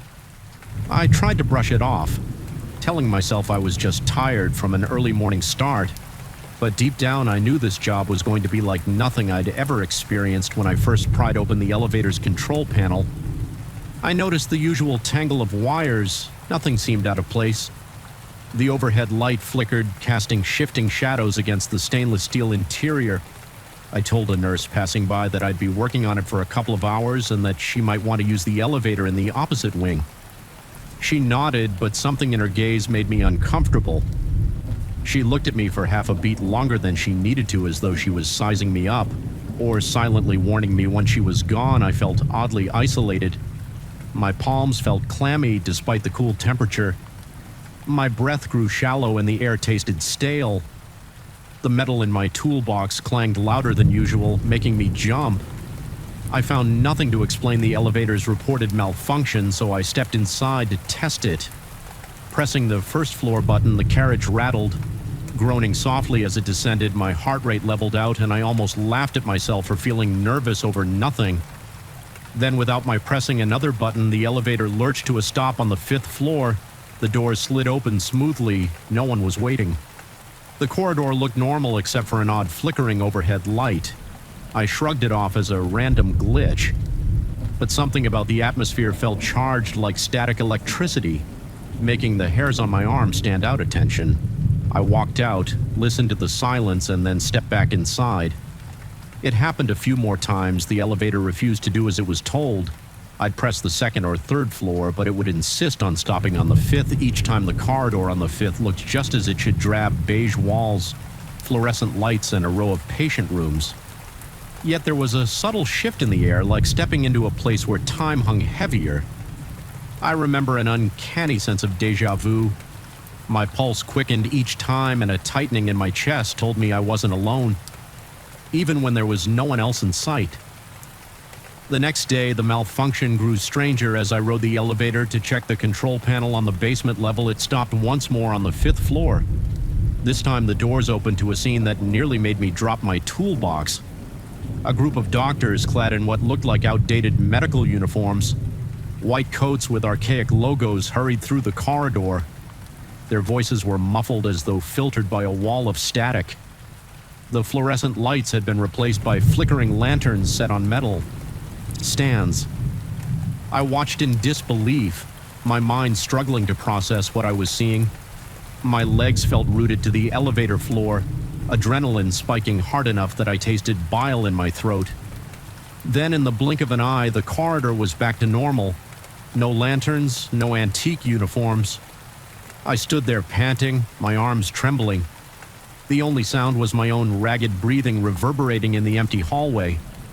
I tried to explain what I saw to a maintenance supervisor in an indirect way, insisting that something was off about that elevator. He offered to send me an assistant, but I declined, not wanting to come across as someone who was losing his grip on reality deep down. Though my mind was reeling, each nerve in my body felt frayed. I began dreading that ding announcing the fifth floor. My sleep that night was restless, haunted by swirling images of flickering lanterns and rapid footsteps echoing in deserted hallways. Still, I went back the next day, determined to figure out the cause of this bizarre phenomenon. Armed with my tools and an odd mixture of dread and stubbornness, I stepped into the elevator again. I pressed the basement button. Bracing myself, my heart hammered so loudly it drowned out every other sound. Sure enough, the elevator jerked, shook violently for a second, and stopped. The doors slid open, revealing the corridor on the fifth floor. But it wasn't the modern hospital corridor anymore. Everything looked older, like something from archival photographs I once saw in a museum. The paint on the walls had a dull yellowish hue, and the overhead lights were dim and cast strange dancing shadows. The rancid smell of harsh disinfectants hung thick in the air. Stinging my nose down the hall, I saw silhouettes moving behind frosted glass. I could hear faint murmurs of conversation and the shuffle of footsteps. The blood pounded in my temples, my breathing turned shallow, and a sticky perspiration clung to my forehead. Even though fear twisted my stomach into knots, I stepped forward the moment my foot touched the corridor. I was overwhelmed by a sharp sense of displacement. It was as though I'd slipped out of my own timeline. The nurses and doctors I could glimpse wore uniforms decades out of fashion. The instrumentation seemed archaic. Metal syringes, glass for you, bottles, and old-fashioned scalpels. I couldn't believe what my eyes were registering. I pressed my hand against the wall to steady myself. Feeling the cold, chipped paint under my fingertips, a wave of dizziness made my vision blur. Then, as abruptly as it had begun, the scene blinked out. The corridor was back to its usual unremarkable state. I stumbled back into the elevator, my heart hammering so fiercely it made my ribs ache. I collapsed against the wall, panting and trying to steady my trembling hands before I even realized it. I pressed the button for the ground floor, desperate to escape once the doors closed. I started to calm down, or so I thought. Only when I reached into my pocket to grab my phone did I notice the cold metal object nestled in there. I pulled it out, my stomach lurching. It was a small antique scalpel. The handle was worn, the blade stained with tarnish. My brain refused to accept how it got there. My mind raced. Had I picked it up without realizing it? I didn't remember touching anything. I felt sweat trickling down my face and tried to compose myself. I wrapped the scalpel in a rag and shoved it in my toolbox, my hand still shaking so badly I almost dropped it. The rest of the day blurred into a haze of mechanical tasks I forced myself to do, but I couldn't shake the heaviness in my chest, the anxiety pulsing in my veins. My mouth was perpetually dry, and every time a corridor light flickered, my pulse skyrocketed. That night, a gnawing terror invaded my dreams. I saw rows of doctors in an antiquated operating room huddled around a metal table with instruments that gleamed ominously. They worked on an unseen figure, but I heard no cries of pain. The only sound was the scraping of metal on metal and the staccato tap of footsteps echoing against linoleum floors. I awoke drenched in sweat, heart racing. The following morning, I examined the mysterious scalpel under better light. It bore an inscription I couldn't decipher, some archaic lettering. An uneasy chill crawled up my spine. Thoughts of returning to the hospital filled me with dread, but work was work. I had a job to do, and a part of me needed an explanation, some logic to make sense of the impossible.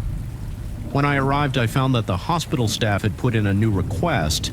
The elevator was making unscheduled stops at random hours, sometimes traveling all the way to the roof, sometimes plummeting to the basement with no command. Given one nurse had even reported hearing faint voices in the shaft when no one was inside. My breath caught in my chest as I realized these weren't ordinary malfunctions. Reluctantly, I inspected the machinery behind the fifth-floor access panel. Everything looked normal, no frayed wires, no compromised circuits. Yet a feeling of foreboding made it feel like the walls were closing in on me. The temperature in the cramped space seemed to drop my breath. Coming out in shaky gasps, I heard faint footsteps in the corridor, turning off my flashlight. I peered out the lights overhead, dimmed to a sickly yellow glow. My reflection in the polished floor looked distorted, as if the overhead lights were flickering in slow motion. Then I saw them again, those doctors and nurses from another era moving hurriedly. Their faces were partially shadowed features, unreadable. Their voices sounded like they were submerged underwater, garbled and distant. My body went rigid, every muscle coiled in tension, a surge of panic electrifying my nerves. I spotted what looked like an old gurney with metal wheels squeaking in protest as it was pushed along, trying to block out the surge of terror. I clutched the control panel's edge for a fleeting moment. The entire hall was awash in a dull sepia-like tone. My chest felt like it was collapsing in on itself. The smell of antiseptics burned my nostrils. A wave of vertigo crashed over me. Then, just like that, it ended. The corridor returned to its modern fluorescent-lit state. The only evidence of the bizarre shift was the cold sweat running down my back and the terror pounding in my heart. That night, I discovered an old surgical clamp in my jacket pocket. When I got home, its metal edges dug into my palm as if mocking me. I sank onto my couch, feeling nauseous and overwhelmed. How was this happening? Was I blacking out and stealing hospital artifacts? The realization that I might be losing my grip on reality made my limbs feel weak. My breath came in shallow bursts, my heart fluttering erratically in my chest. A creeping dread washed over me, the kind that makes your skin crawl and your mind spiral into worst-case scenarios. Over the next few days, the bizarre incidents escalated. I began to notice that each time the elevator stopped unexpectedly on the fifth floor, I'd have a flash of knowledge. I couldn't explain, like how to suture a wound or sterilize archaic medical tools. My dreams became more vivid, suffused with lurid images of old operating theaters and archaic procedures. I'd bolt awake to find my arms covered in goosebumps and my pillow soaked with sweat. On one particularly harrowing night, I awoke mid-scream. Convinced I had the smell of ether on my hands, I started avoiding the elevator whenever possible. I used the stairs, my heart pounding with exertion by the time I reached the top floors. Even then, I felt a presence behind me as though someone was climbing each step with me. My paranoia ran wild. Every squeak of a hallway door or flicker of a fluorescent tube sent jolts of adrenaline coursing through me. My coworkers noticed my ragged appearance and asked if I was sleeping poorly. I gave non-committal answers. Not wanting to voice my fears aloud, I was beginning to question my sanity at times. I half believed I was hallucinating. Eventually, I resolved to confront it. One last time, I was convinced that the elevator was some sort of portal or maybe a trigger that bent the hospital's timeline in ways I couldn't comprehend. I told myself that if I could see the phenomenon clearly, maybe I could break its hold on me. Heart hammering in my chest, I stepped into the elevator after hours carrying my toolbox more like a security blanket than a set of tools. The hospital corridors were nearly empty. Dimmed lights throwing long shadows against the walls. Every nerve in my body screamed at me to turn back, but I pressed the 5th floor button and waited. The descent was smooth until the elevator shook and the lights flickered. My stomach lurched as it ground to a halt. The door slid open onto the past this time. The corridor was fully transformed overhead. Fixtures glowed with a weak yellowish light. I saw a doctor in a starched white coat rush by, holding an old-fashioned metal tray of instruments. My pulse thundered. My throat dried up, the air crackled with tension, heavy with antiseptic fumes. It felt so real, more vivid than ever before. I forced one foot forward. A tremor ran through my body, but I kept going. Each step echoed loudly in the corridor. The hospital rooms looked outdated, their doors made of heavy wood, the glass windows clouded with age. The hush was suffocating. My breathing turned ragged, ears straining for any sign of movement. Then I heard faint murmurs and caught a glimpse of a medical procedure in progress. Through the open door of what looked like an old operating room, lanterns flickered, casting ominous shadows on the walls. At that moment, I realized I understood exactly what they were doing, as though I'd studied these old procedures for years. Fear mingled with a bizarre sense of familiarity. My mind reeled and I felt on the brink of collapse, clutching the doorframe for balance. I watched as they manipulated instruments just like the ones I'd found in my pockets. My own fingers tingled with a phantom memory of holding those tools. A wave of nausea battered me. My vision blurred and a cold sweat coated my skin. Somewhere in my mind, I knew I had to get out. This place, this impossible overlap of times, was enveloping me, threading itself through my mind. My body screamed for escape, so I turned and stumbled back toward the elevator. My heart pounded a frantic tattoo against my ribs. The corridor seemed to stretch, lengthening with each shaky step. I could hear the squeal of old gurney wheels behind me, a grotesque punctuation to my mounting terror. Finally, I stumbled through the elevator doors and slammed my fist on the close button for a tense moment. Nothing happened, then the door slid shut with a metallic clang, and the elevator roared to life when the doors opened on the ground floor. Everything looked normal, typical modern hospital decor, but my hands wouldn't stop shaking. My heart wouldn't settle. I noticed my pockets felt heavier upon reaching in. I felt not just one or two, but several antique medical instruments stuffed inside my stomach, twisted at the realization that this horrifying link to the past was still clinging to me in a surge of revulsion. I threw them onto the floor. They clattered, the sound echoing in the sterile corridor. A security guard rushed over, concerned by the noise. I only gave him a bewildered look. He asked if I was all right. I nodded vaguely, claiming I'd just dropped some equipment. My voice was hollow, my eyes surely betraying the panic rattling inside me. I left that hospital that night without finishing the job, walking as fast as my shaky legs would allow. Each step felt like I was trying to outrun the ghosts clinging to my mind. Once outside, the cool night air hit me and I nearly collapsed from the relief of being away from that suffocating place. My throat was raw, my limbs numb with exhaustion. In the following days, I filed a report that I could not complete the repairs due to personal circumstances. I offered to find a replacement technician. I had to force myself to appear calm in those emails, but in truth, my sleep was haunted by the dreadful scene in that old operating room. My hands still tingled with knowledge I never studied. My pockets sometimes felt unnaturally heavy. Even when empty each night, I'd wake in a cold sweat, the smell of musty disinfectants lingering in my nostrils.